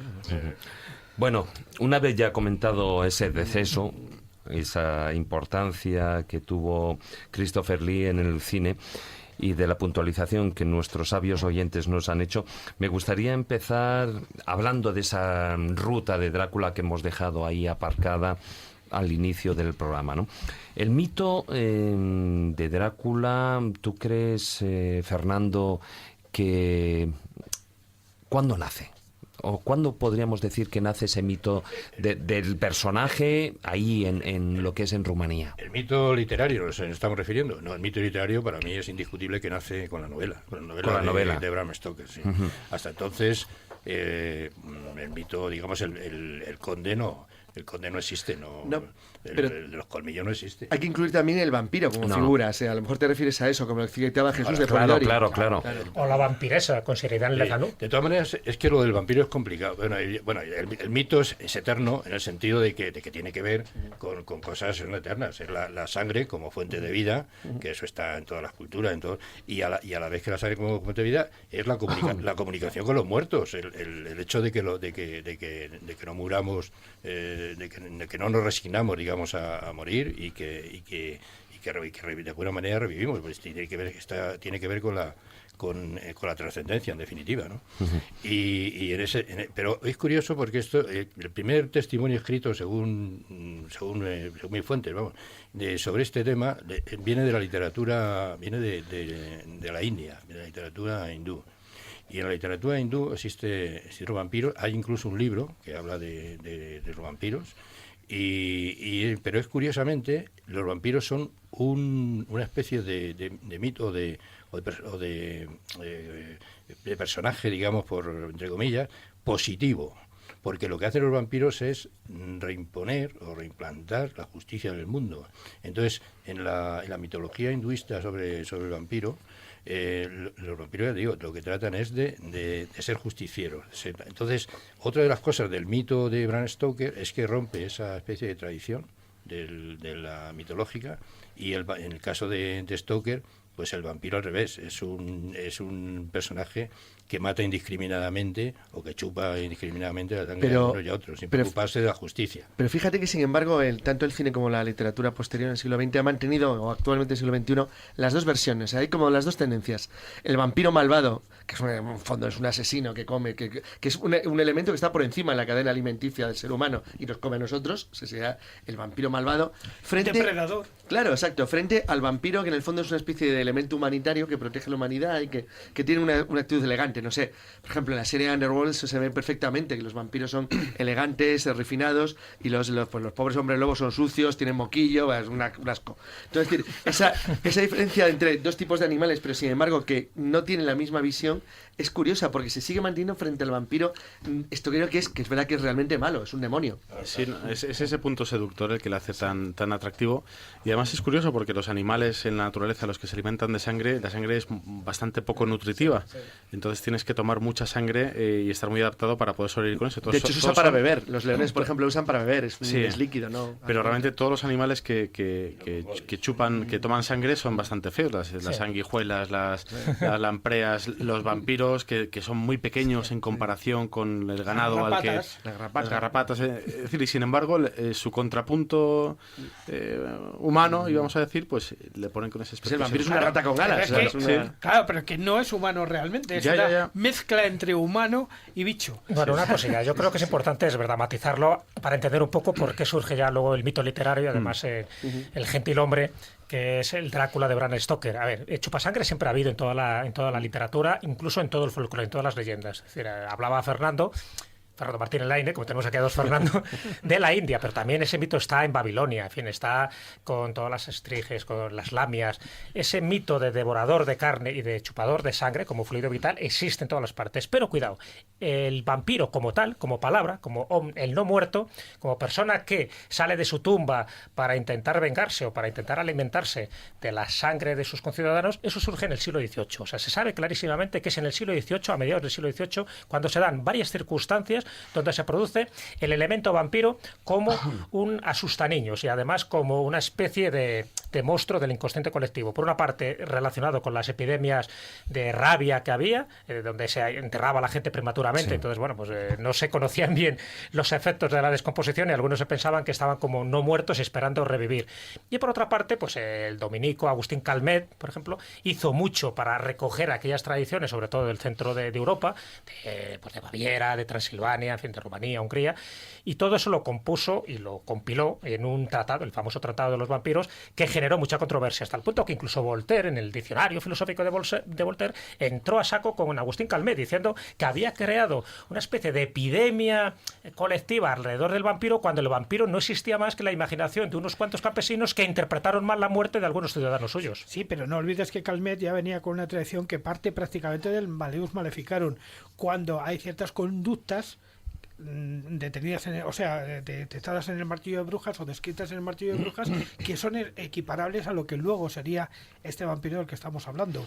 Entonces Calmet, según tengo entendido yo, bebe un poco de esa fuente. Claro, pero por eso Bram Stoker, que conoce todo este tipo de tradición y sin haber estado nunca en Transilvania, sí crea un mito de Drácula donde creo, y no sé, tú Fernando lo que opinas, está mal basado en Black Tepes. Black Tepes nunca chupó la sangre, les cortaba la cabeza, les empalaba, les quemaba, les despellejaba, pero exactamente, pero nunca chupaba la sangre.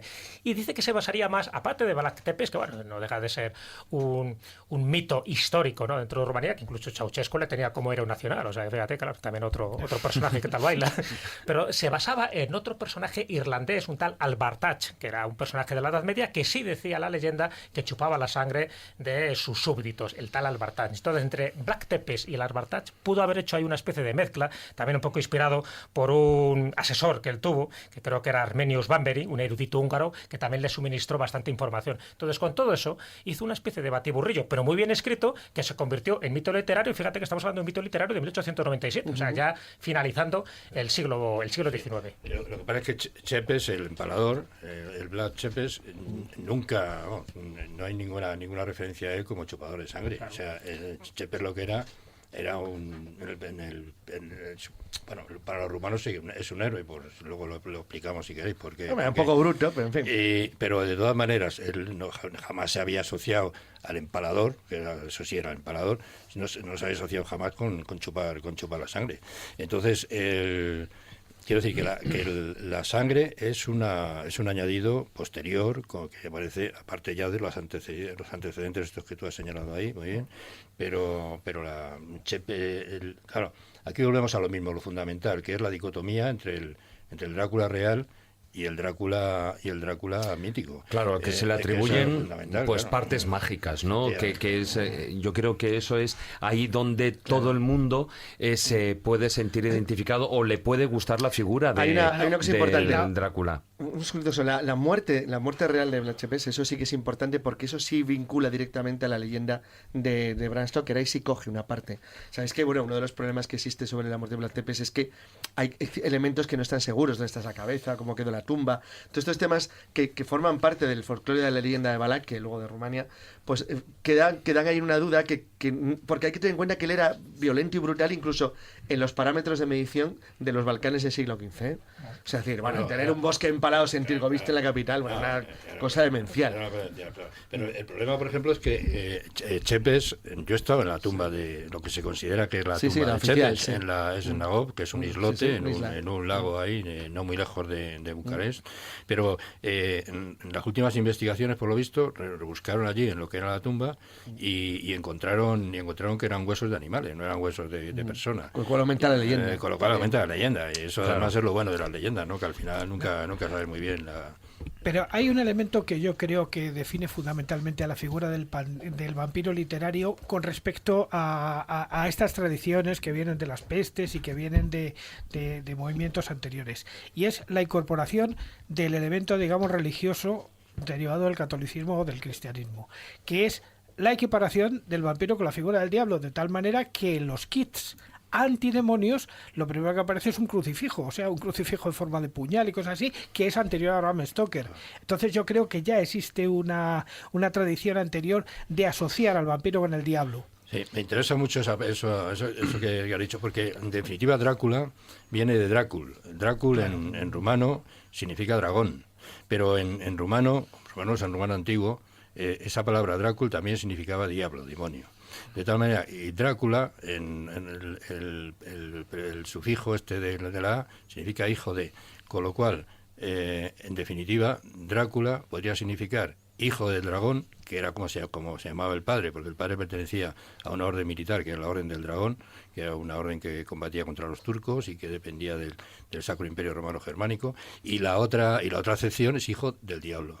Entonces, ahí en esa ya empieza, digamos, un poco la ambivalencia esa, como además dio la casualidad, no, era es históricamente cierto, que Chepes pues era un empalador, es decir, era una especie de psicópata, un psicópata asesino, sociópata sería más bien, ¿no? Porque hay testimonios terroríficos que no vamos a detallar ahora de todas las cosas que hacía con los prisioneros y con la gente que tenía la desgracia de ponerse frente a él.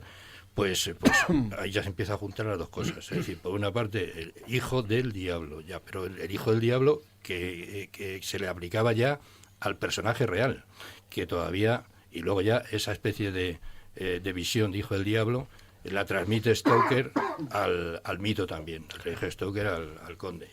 Claro, porque evidentemente Drácula, si partimos del mito pagano, que tiene que ver que no pueda entrar en una iglesia, o que tiene que ver que por ejemplo, se retroceda ante un crucifijo, o que una oración lo pueda ahuyentar, ¿no? Si no lo vemos de la perspectiva cristiana, claro. Que en definitiva es un poco, volvemos al enfrentamiento del bien y el mal. O sea, Drácula representa la fuerza oscura, la fuerza del mal, y en este caso el crucifijo, el Van Helsing, que es el personaje racional que se enfrenta con él en la novela y todo esto, pues representaría la fuerza del bien, ¿no? Entonces la novela Drácula, que es uno de los hitos, es una muestra muy palpable de esta especie de lucha entre el bien y el mal, ¿no? Que queda ahí indecisa, ¿no? Porque al final tampoco Drácula desaparece por completo. Dentro de esa ruta, bueno, de ese libro que escribiste tras los pasos de Drácula, visitaste evidentemente todo un montón de lugares que guardaban relación histórica, me imagino, con la figura del príncipe Vlad, ¿no? Y empiezas en Rumanía, en Bucarest, en la capital. ¿Por qué empiezas allí? Porque él, cuanto menos, él podría ser más de la Rumanía más profunda, más rural. Sí. Bueno, vamos a ver, Bucarest es la capital de Valaquia. Él era un príncipe valaco, como sabéis, y el testimonio escrito más antiguo, el documento escrito más antiguo que se conserva sobre Bucarest lleva la firma de... Claro, es lo que quiere decir, es que es el que le da. La capital era Tirgoviste, la capital de Valaquia. Cuando Tirgoviste era capital, efectivamente... Bucarest era una ciudad muy pequeñita y tenía una especie de ciudadela que la manda a construir precisamente Drácula. Drácula era un voivoda, un príncipe, digamos, valaco, y entonces tenía la capital en Tirgoviste y ya empezaba, digamos, a preocuparse de Bucarest en el sentido de que, en sentido militar, que en definitiva en aquella época toda la fundación, todas las ciudades tenían un sentido militar o comercial, ¿no? Y Bucarest era militar. Y entonces la ciudadela de Bucarest, que es lo más antiguo que se conserva de la ciudad, pues está mandada a ser por Drácula, ¿no? Oye, ¿y qué curiosidades te encontraste a lo largo de toda esa investigación y de esa ruta que realizaste? Bueno, mira, yo como curiosidad, yo creo que esto sí es curioso. Hay un hotel que es el único hotel que existe en el mundo, que se llama Hotel Castillo Drácula, que está muy cerca de Bistrita. Bistrita, para los que se han leído la novela, es el sitio donde Jonathan Harker se encuentra con el enviado del conde, que le dice que vaya y tal al paso del Borgo, allí le espera un carruaje y tal. Bueno, total, ahí cerca del paso del Borgo en una zona absolutamente draculiana, pues se levanta un hotel que tiene todas las características que uno se puede imaginar de una película de vampiro, ¿no?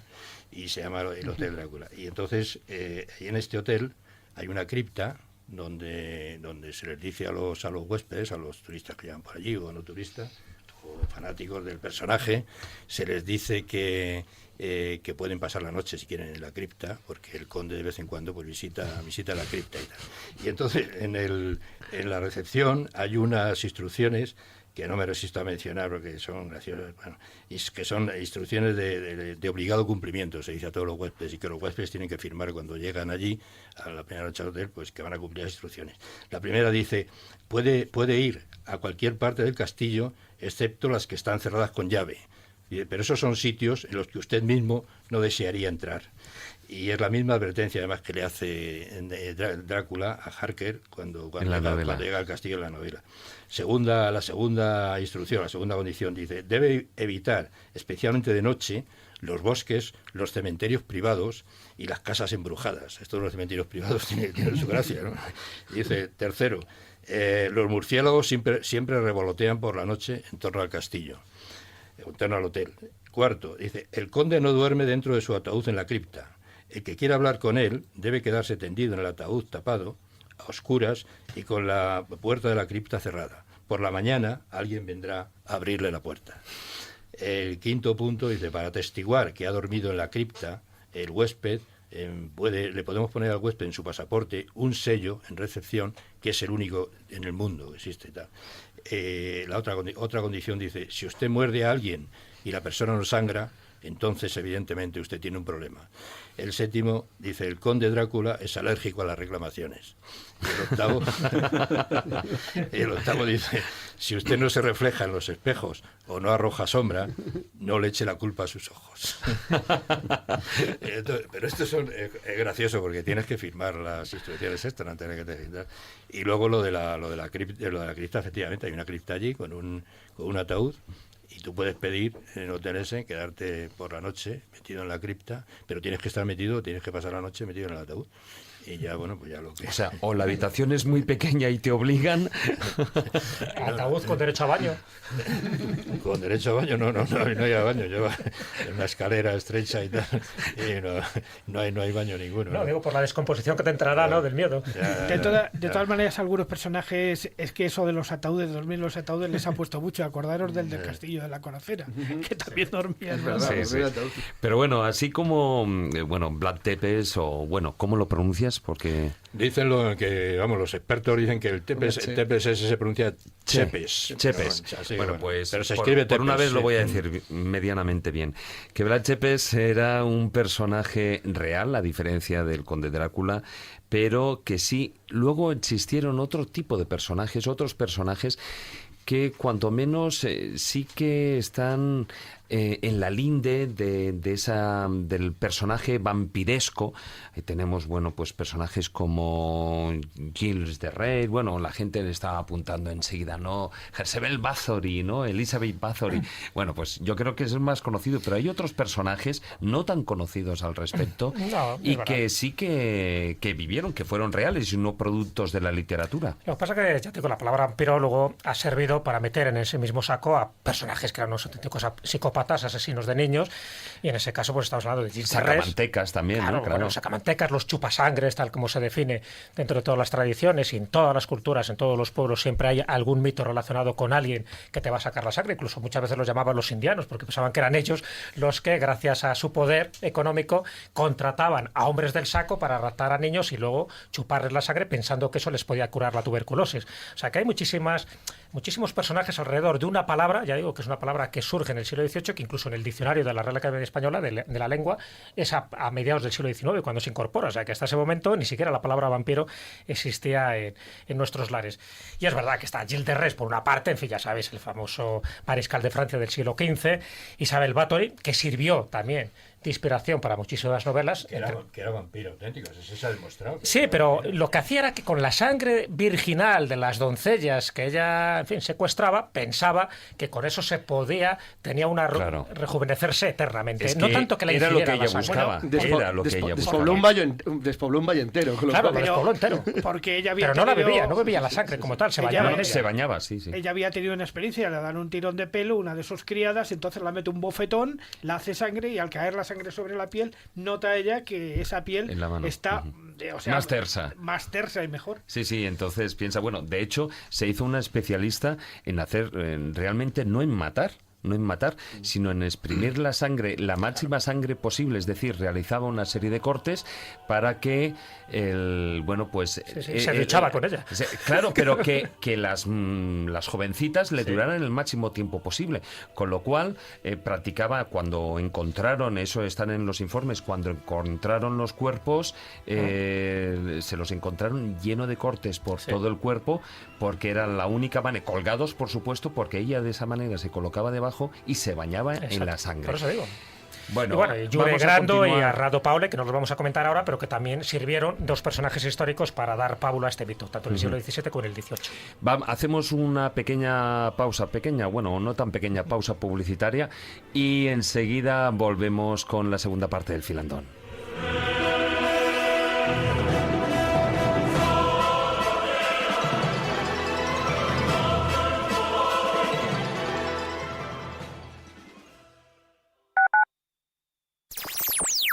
Radio 4G, la mejor radio del mundo en tu mano, la mejor radio del mundo en tu web. Hola a todos, soy Chuso Jones y mando un saludo muy grande a todos los oyentes de Radio 4G, y aquí os dejo con mi nuevo single Todo lo que tengo. Un abrazo. Hace poco tiempo que tú te marchaste, no sé por qué tanto te echo de menos. Si somos amigos, solamente amigos, no sé qué me pasa, qué me ha sucedido. Qué triste, muy triste tengo la mirada, tanto que la gente me dice qué pasa. A ellos les digo que yo he enloquecido por alguien que nunca hubiese creído. Todo lo que tengo a ti te lo doy. Si me dices ven, yo contigo me voy. Tenerte yo quiero, llenarte de besos, decir que te quiero. Todo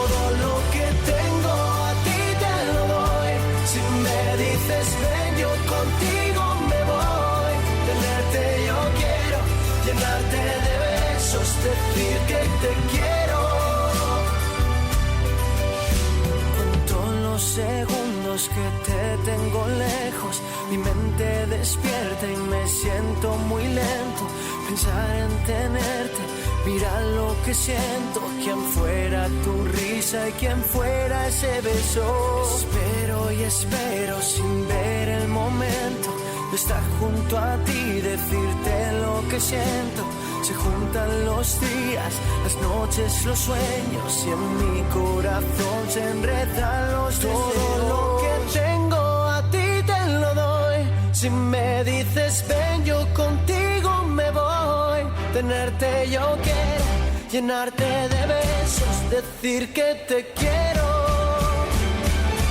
Todo lo que tengo a ti te lo doy. Si me dices ven, yo contigo me voy. Tenerte yo quiero, llenarte de besos, decir que te quiero. Todo lo que tengo a ti te lo doy. Si me dices ven, yo contigo me voy. Tenerte yo quiero, llenarte de besos, decir que te quiero.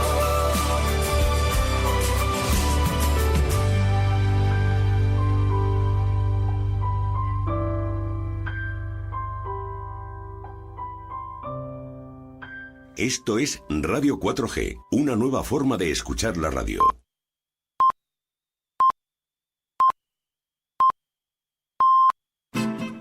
La escóbula de la brújula. La escóbula de la brújula.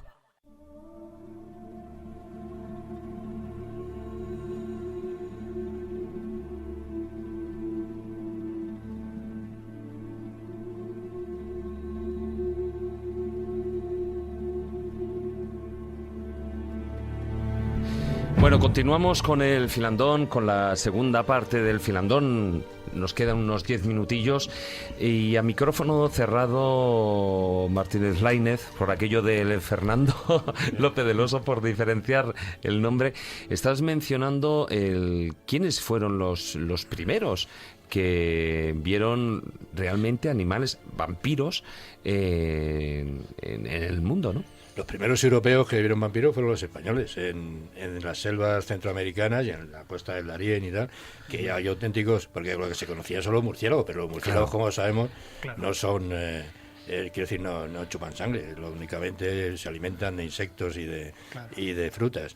Entonces los primeros vampiros, digamos, que fueron vistos por europeos, fueron vistos por españoles. El vampiro de boca de herradura, por cierto. Claro. Pero esto lo que demuestra es que la traslación a la leyenda europea del vampiro como vinculación al que chupa la sangre es muy reciente. Es decir, es posterior al siglo XVI. Claro. Es decir, y en el caso de la Europa balcánica es prácticamente el siglo XVIII-XIX. Esto es importante porque realmente la conversión del mito de Draculiano en algo relacionado con los vampiros sí que es muy reciente. Es decir, es una cosa que no formaba parte de la tradición. Los chupasangres no eran vampiros, eran otra cosa. Estaba pensando, no sé, por ejemplo, en la mitología cántabra, en mi región de origen, las guajas en Asturias, que son parecidos a Nosferatu, en el sentido que tienen solo un solo diente, un único diente afilado en el centro, son una especie de como de hadas, son hadas en el fondo, son hadas vampiro, hadas que chupan sangre y que viven de atacar a las personas y alimentarse de su sangre, pero no se parecen en nada a lo que sería la tradición del vampiro. Lo que sí me parece muy interesante es la persistencia del mito del vampiro, es decir, de qué manera se ha convertido en un mito universal y esa especie de que con qué facilidad además ha penetrado, que ahora mismo es prácticamente conocido en todo el mundo ya, es el conde. Pero eso es cosa del cine, quizá, ¿no? Bueno, yo creo que ahí funciona sobre todo por la parte mágica a la que yo antes mencionaba, es decir, la gente se identifica o le gustaría identificarse primero con una persona que fuera inmortal. Segundo, inmortal significa que te mueres, pero da igual, sigues viviendo, con lo cual eso además tiene un punto a favor. Nunca te pueden matar, al menos históricamente, ¿no? Así hablando. Luego, al igual que ocurre con los íncubos y los súcubos, y es una parte muy atractiva tanto de vampiros como de vampiresas, ¿no? Es la posibilidad de realizar visitas nocturnas en los dormitorios. De hecho se ha utilizado en el cine muchísimo, ¿no? Bueno, y luego la capacidad de transformarse en un animal para atacar a otros. O sea, tú fijaros, o sea, estamos hablando de un superhombre. ¿Cómo no va a resultar atractivo? Y un tema que no hemos tocado, que es el tema de la hiperactividad sexual, o sea, que los hace equiparables al fauno. Bueno, pero por otra parte, la sangre como tal tiene un digamos un trasfondo mítico absoluto. En religiones incluso, bueno, tenemos que por remitirnos a la nuestra, al cristianismo. O sea, lo que estamos viviendo es el cáliz que levanta el cura, lo que está bebiendo la sangre de Cristo. Claro, de todas formas, tela, algún día tendríamos que hacer tela. un programa relacionado o exclusivamente relacionado con lo que es el mito de la sangre, porque detrás de la sangre está el principio y el fin del todo, es decir, con la sangre nacemos y con la sangre morimos. Pero sin meterme demasiado en ese tema, es como sí que energía vital, sí. Claro, es la energía vital, la que podían ver incluso los propios bosquimanos o gente, es decir, no saben si incluso que el alma está dentro de la sangre, porque cuando una persona se desangra, se muere, por lo tanto pierde el alma. Pero lo que sí que me gustaría tocar es, bueno, estamos hablando de esas rutas de Drácula, pero a lo largo existen cementerios o tumbas en el que supuestamente haya habido vampiros. A ver, como tal no, pero es verdad que hace unos cuantos años en la República Checa hay una población donde se empezó a especular que un pequeño cementerio de Celakovice tenía el dudoso honor de albergar una población de vampiros, ¿no? De cadáveres vampíricos, sobre todo por la forma en la que fueron enterrados. Yo creo que es demasiado pedir y exigir, ¿no?, que sea un cementerio exclusivamente de vampiros, porque es verdad que eran tumbas donde se encontraron los esqueletos boca abajo, algunos es verdad que tenían como algún tipo de estaca clavada, pero también eso podía haber influido en lo que yo os comenté antes, que en el siglo XVIII hubo unas auténticas epidemias vampíricas donde la rabia, donde la hidrofobia no se entendía bien cómo era el mecanismo, cómo se producía la muerte de estas personas, y se pensaban que podían volver otra vez a la vida, porque además se pensaba que había una maldición alrededor de esa población. Bueno, ya sabes que siempre que ha habido una epidemia de peste o de cualquier otra cosa, la justicia divina siempre estaba pendiente, o el demonio, miedo, ¿no? Estaba planeando. El demonio. Entonces, tanto en Celakovice, este cementerio de la República Checa, como lo que ocurrió hace unos años, ¿acordáis? En el 2006, donde en un cementerio de Venecia se encontró el esqueleto de una mujer con un ladrillo totalmente incrustado en lo que era la mandíbula, ¿no? Y decían que podía ser un ritual para eso, para ejercer un conjuro y que no volviera otra vez a la vida, que por cierto sirvió de inspiración para el vampiro de Silesia de Lorenzo Fernández. Sí, exactamente. O sea, que parte un poco con ese argumento.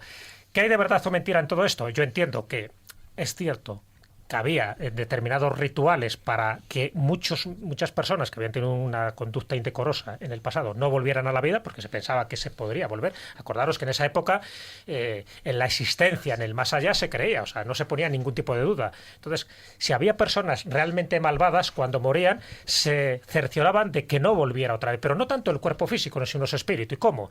No clavando tanto una estaca de madera, de fresno, por ejemplo, sino cortando la cabeza, intentando colocar un ladrillo en la garganta, en la boca de la persona para que no comiera a seres vivos, o sencillamente lo que apareció, por ejemplo, en un cementerio de Eslovaquia en el año 1991.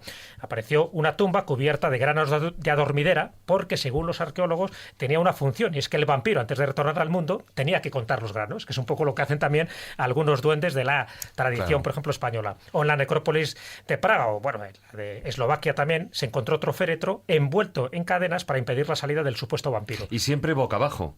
Normalmente boca abajo, por una razón, porque si despierta y quiere salir, se va a equivocar y va a estar excavando por abajo. Cuando llegue al centro de la tierra, a ver qué hace. Bueno, hay una cosa, la que habéis dicho eso de enterrar boca abajo, es que al padre al hermano mayor de Drácula lo enterraron boca abajo, y que fue uno de los almirantes, lo enterraron boca abajo. Entonces, bueno, pues allí hay una transposición muy curiosa. Oye, y luego lo del ajo sí, esa es una curiosidad que te quería preguntar. ¿De dónde viene lo del ajo para asustar o en contra de los vampiros? Yo creo que tiene que ver con superstición campesina, es decir, parece ser que se veía mal a la gente esta que no le gustaba el ajo, pues estaban muy mal vistos en determinada época. Entonces era una prueba sospechosa, lo mismo que lo del cerdo. Sí. Para los, bueno, el ajo desde luego tiene una serie de propiedades que sirve para todo, pero no tanto antivampíricas. Yo tengo mi interpretación personal por lo del ajo, ¿no? Sabes que muchas veces se ha confundido el vampirismo con una enfermedad, que es la porfiria. Entonces, dentro de las características que tiene la porfiria, que es la fotosensibilidad, por ejemplo, el que tú huyes de la luz, también hay las encías, parece que se retraen un poco más, por eso aparecen más colmillos, ¿no?, que en otras personas, y la gente que tiene porfiria tiene intolerancia al ajo. Entonces yo creo que hay una especie de mezcla ahí entre la medicina, la superstición, las leyendas, en fin, todo este tipo de mitos que al final ha generado que el ajo como tal sea antivampírico cuando ninguna tradición lo dice. Y la ristra de ajos, por supuesto. Bueno, ya es que a los ajos tampoco se acercan los insectos, o sea, es que hay todo tipo. Pues digo que hay un poco de todo ahí, pero más un poco por las cuestiones terapéuticas, y lo de los espejos pues es una soberana tontería, que además todo procede del mundo literario, o sea que no hay ninguna tradición de que un vampiro no se pueda reflejar en un espejo. Otra cosa es que sea su fantasma, que es distinto. Bueno, tenemos que dejar el filandón aquí. Continuaremos ahora hablando un pequeño detalle también, porque aquí en España también ha habido vampiros y hay tradición de vampiros en Cataluña, y vamos a ver con nuestro siguiente invitado, que lo tendremos vía telefónica. Si quieres viajar a lugares con historia y sumergirte en los grandes misterios de nuestro mundo, La Escóbula de la Brújula, en Radio 4G. La biblioteca de Alejandría.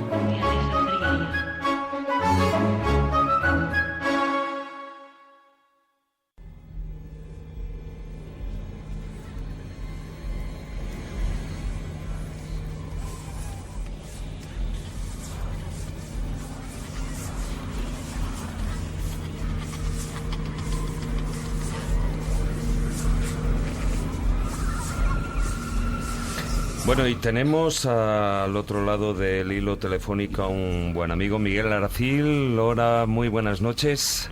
Hola, buenas noches. Miguel, bueno, para quienes no te conozcan, eres periodista, un profuso escritor, que llevas la friolera, yo creo, de casi 60 libros escritos. Eres un viajero incansable que has recorrido un buen número de países de Europa, de Asia, de África, América también. Un hombre muy heterodoxo, que te gusta el lado incómodo del saber, te gusta ahí buscarlo, y acabas de publicar un libro, el que se llama Pueblos Abandonados, Pueblos Malditos, un viaje por los más misteriosos pueblos catalanes abandonados y con fenomenología paranormal, publicado por G Editor en Colecciones Bastet. ¿Qué pueblo diríamos que puede ser el más terrorífico de allí, de estos pueblos abandonados, pueblos malditos que hay en Cataluña? Pues mira, yo he dividido el libro en dos partes. Una parte es los pueblos más o menos conocidos, como el más conocido, el más famoso a nivel paranormal o misterioso, que sería la Almusara, sí. que ya de tan sobado ya empieza por aquella de esa su puerta bueno, a otra dimensión, ¿no? Bueno, eso de la puerta a dimensión yo creo que más una fantasía que otra cosa, más por la niebla, las desapariciones misteriosas que las ha habido. Hay extraños sucesos que ya se remontan a lo que en Cataluña llamamos las carlinadas, las guerras carlistas. O sea, allí en la Musara, que es un tema muy sobado, se han dado y se dan fenómenos paranormales de verdad.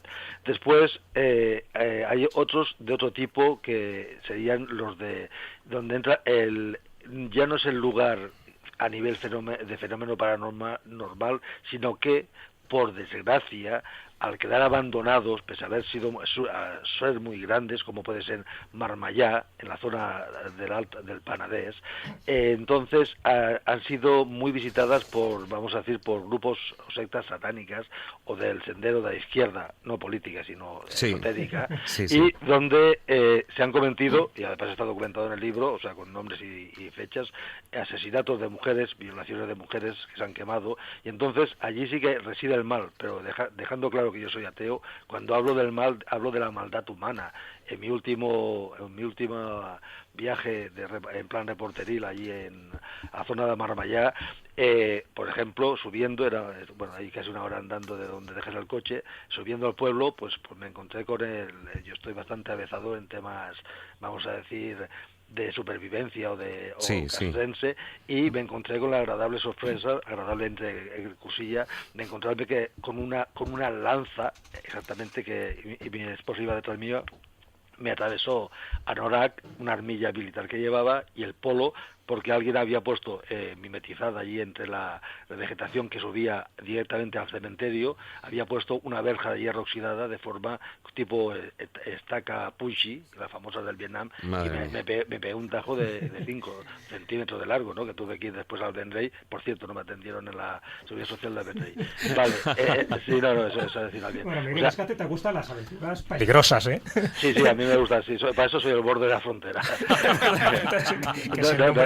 Que es el nombre de tu blog, exactamente. Exactamente. Y después hay otros que dicen, bueno, pues estos son conocidos, Marmayá, la Musara. Queda muy feo decir que ya hace 30 y pico de años publicaba reportajes y después otras personas han ido añadiendo al carro y han ido publicando, que me parece perfecto. Y después lo que en este libro aporto, que creo que es importante, son pueblos totalmente desconocidos a nivel de paranormal, ¿no? Por ejemplo, Foncaldetas, la granja más antigua de los monjes de Santas Creus, donde se da un fenómeno paranormal que yo lo viví, un fenómeno paranormal tan curioso como es el de las hormogénesis, los olores paranormales. Y dices, caramba, es que raro, pero es que entonces te encuentras que 2 años antes alguien ha escrito, alguien que ni conoces, ha estado allí mismo y ha encontrado donde estaba la zona del cementerio y la iglesia, que en muy buen estado actualmente, vivió la misma experiencia, ¿no? Además, con la leyenda de una dama blanca, esas damas blancas que dicen que corren por aquí. Y después aparecerá dentro de 1 semana y media en una revista de ámbito nacional especializada, te encuentras que en plena Costa Brava, a 3 kilómetros en línea recta, donde las guiris están tomando el sol y los veraneantes los demás estamos buceando, en plena Costa Brava te encuentras un pueblo como Molinars, que es un pueblo totalmente abandonado, que en su momento tuvo incluso el cuartel de la Guardia Civil, y donde se reúnen grupos esotéricos a celebrar sus rituales, porque hemos tenido la oportunidad de fotografiar los restos de estos rituales. Por tanto, está lleno de estos lugares. ¿Pero es un lugar especial por la magia, un lugar mágico, o porque los grupos van allí?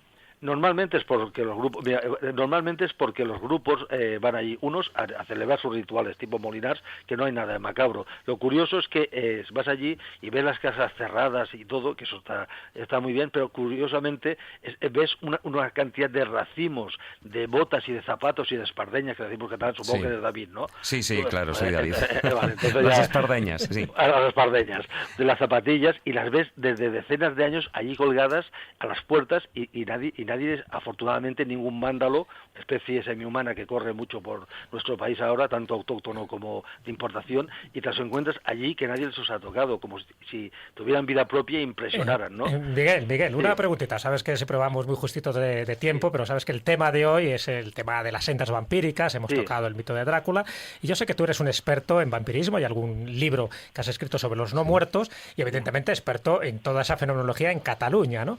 Sí me gustaría que nos contaras, prácticamente en 3 minutos que nos queda de esta sección, no en tanto el caso del Conde Estruc, que posiblemente sea el más conocido de esos vampiros catalanes, sino otro menos conocido, que es el lugarés, y que sé que lo has mencionado en algún que otro libro. Para nuestros oyentes, ¿nos puedes resumir un poco quién era el lugarés?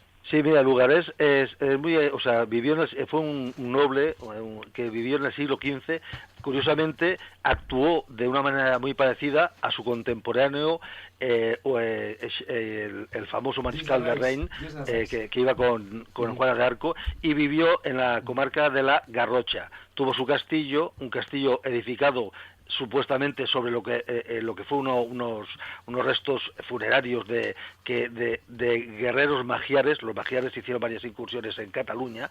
Pues bien, edificaron su castillo, el castillo de la Estela, encima de una tumba de estos magiares, y en el siglo XV se empieza a desarrollar una actividad de individuo que cogía, raptaba niños y niñas, los sacrificaba, tipo el mariscal Gilles de Reims o la vampira de Barcelona siglos después, y bueno, hasta que en un momento dado se descubre aquel individuo. Ven que, bueno, se dan cuenta que es el culpable de las desapariciones de decenas de niños y niñas y adolescentes de la comarca de la Garrocha, bueno, y lo ajustician, y supuestamente desaparece el castillo, que se supone que además coincide con los terremotos que se dan allí en una zona volcánica como la Garrocha, y bueno, la gente queda, a mediados del siglo XV, queda más o menos descansada cuando aquel individuo, el lugarés, que vive en ese castillo, desaparece, y el castillo también desaparece, todavía quedan ruinas. Pero curiosamente, unos 30 o 40 años más tarde, empiezan a haber otra vez muertes extrañas entre los niños y las niñas y adolescentes, y se dice la leyenda que fue este individuo lugares que había vuelto como uno muerto y había hecho de las suyas otra vez en aquella zona. Curiosamente, hasta hace poco, porque por desgracia las tradiciones se van olvidando y las leyendas también, la gente, los payesos, la gente de campo, allí todavía tenía cierto miedo a pasar por la zona del Castell de la Estela por si todavía se encontraban con aquel individuo. Esta es una de muchas. Una de las muchas leyendas que, si no me equivoco, cuentas en uno de tus libros, en Vampiros, Sangre, Muerte y Pasión, publicado también por la editorial Bastet, igual que este libro que estrenamos hoy aquí en La Escóbula de la Brújula, Pueblos Abandonados, Pueblos Malditos. Miguel, muchas gracias por haber estado aquí una noche más aquí en La Escóbula de la Brújula. Pues muchas gracias a vosotros, un fuerte abrazo y felicidades porque estáis arrasando. Muchas gracias, Miguel. Un abrazo muy fuerte. Un abrazo para todos, Majote. Un abrazo para ti, Miguel. La Escóbula de la Brújula.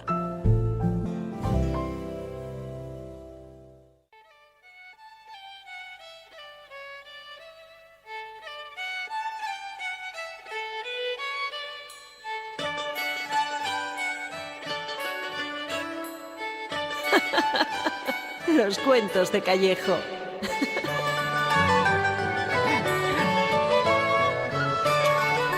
Bueno, nos vamos ya con la parte noble, no sencilla del programa, porque me imagino que no habrás traído un cuento sanguinario. No, pero has dicho la palabra clave, sencillo, porque vamos a hablar de esas pequeñas cosas que no les damos importancia, de reivindicar la sencillez en lo cotidiano. Entonces, por ahí va el cuento, y además con un protagonista que ya es un viejo conocido en esta sección de los cuentos de Callejo, que es Nasrudin, que es un personaje mítico, proverbial del sufismo, ¿sabes? Y siempre se ha utilizado al mulá Nasrudin, al maestro Nasrudin, para que cuente algo que luego tiene su pequeña moraleja y que te relataré.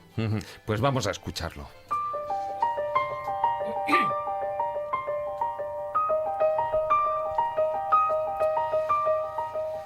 Nasrudin comenzó a charlar con algunos amigos. Uno de ellos de repente le preguntó por su mujer. «Ah, mi mujer se ha quedado en casa». «¿A qué se dedica?», le preguntó otro. Nasrudin se encogió de hombros y le dijo: se dedica a insignificancias, cosas sin importancia, pequeñas cosas sin trascendencia alguna. Se encarga de llevar a cabo las tareas del hogar, en fin, cuida de nuestros hijos, los ayuda a estudiar, va al mercado, hace reparaciones cuando son imprescindibles, como pintar la casa, arreglar lo que se rompe, saca agua del pozo y riega la huerta, también atiende a su madre enferma, se hace cargo también de la mía de vez en cuando, a veces visita a su hermana, le ayuda con los niños, cosas así, pequeñas cosas sin trascendencia». Y le pregunta a otro de los que está allí reunidos: «¿Y tú qué haces, Nasrudin?». Dice: «Ay, amigos, yo soy verdaderamente importante, claro. Yo soy el que investiga si Dios existe».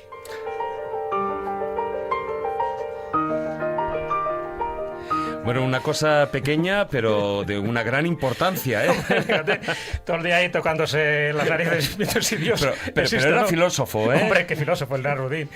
Bueno, yo creo que sirve un poco de a colación de la importancia que hay que darle también a esas cosas que pensamos que no tienen importancia, las cosas pequeñas, cotidianas.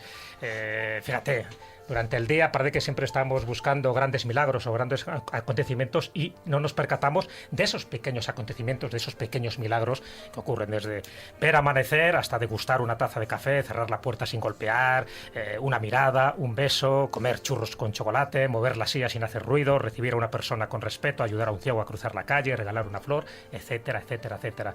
Lo que para una persona puede ser algo insignificante, para otra puede ser todo un mundo.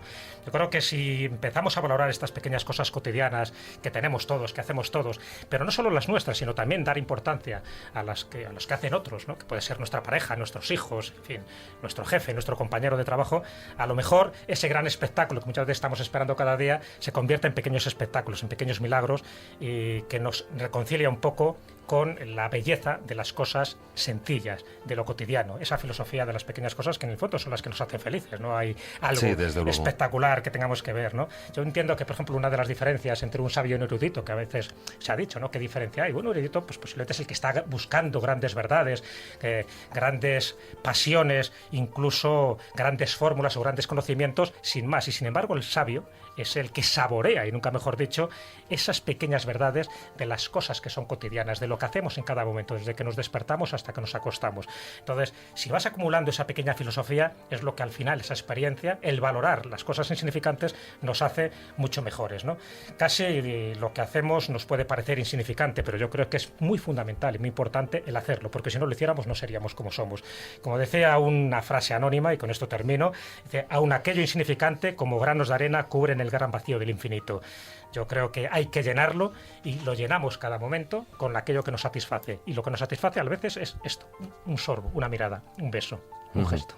Esas pequeñas cosas de la vida por las que sencillamente solo por esas merece la pena vivir. Por supuesto.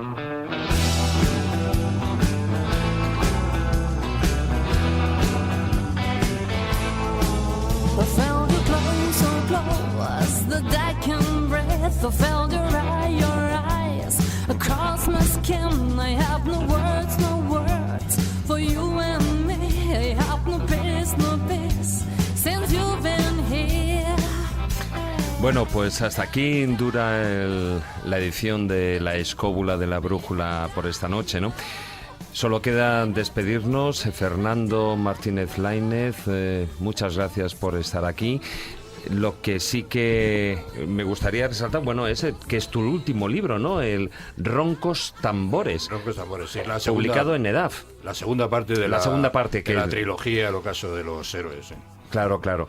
Que acaba de salir, nada, está calentito. Sí, hace un mes salido. Y bueno, está en la Feria del Libro ahora estos días. ¿Cuándo vas a estar firmando esta semana? El domingo estaré por allí. ¿En qué caseta? En la caseta de edad, cuyo número no te acuerdas. ¿Y el horario?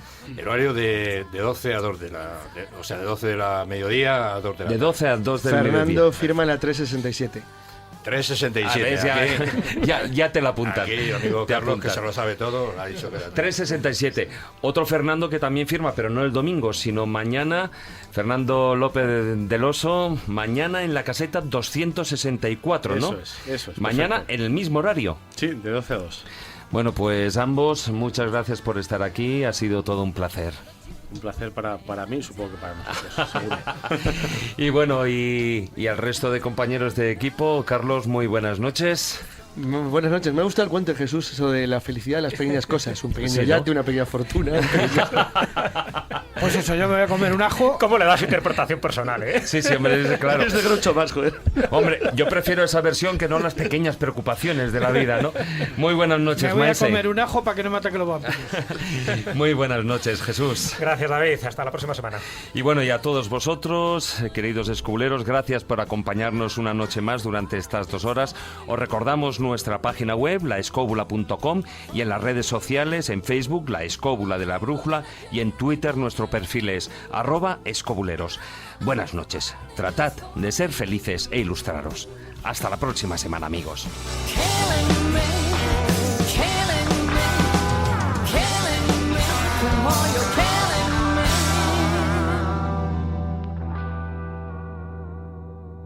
La Escóbula de la Brújula.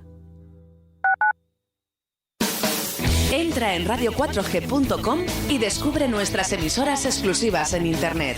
Radio Covers, porque a veces es mejor la copia que el original.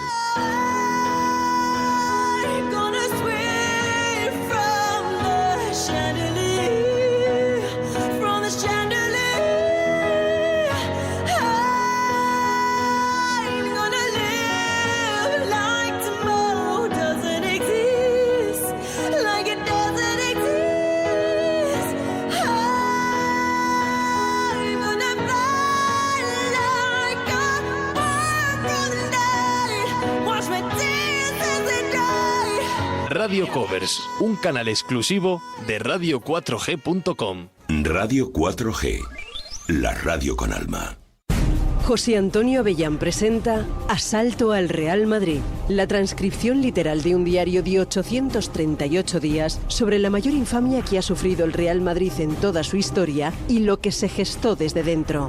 Un libro que cuenta perjurios, falsificaciones, reparto a discreción de pisos de protección oficial, políticos que miraron hacia otro lado. ¿Te lo vas a perder? Asalto al Real Madrid. ¿Aún no conoces el canal de música latina de radio4g.com? Si no te gusta parar de bailar, bienvenido a Dale Mambo.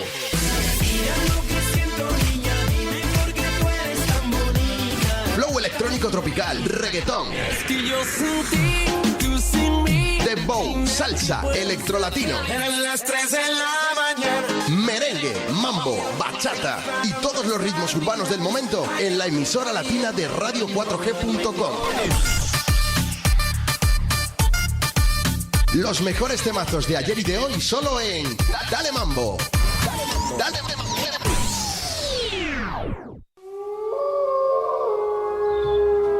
Un orgasmo es una cosa que se tiene o que no se tiene. Pasa como con el dinero. Que ya quisiéramos tener dinero y orgasmos de sobra. Y cuando se tiene, se tiene. Y cómo nos gusta tenerlo. Lo que pasa es que duran muy poco. Un orgasmo dura menos que un caramelo en la puerta de un colegio. Dura menos que la batería de un móvil viejo. Dura menos que un billete de 100. En el caso de las mujeres, dura un pispás. No dura nada. Oh my God, y se acabó. Y en el caso del hombre, dura un suspiro. O como se suele decir, que me voy, que me fui. De lunes a jueves, desde las 12 de la noche, Los Cuentos del Lobo. Con Miguel Ángel Rodríguez, el Sevilla. En Radio 4G.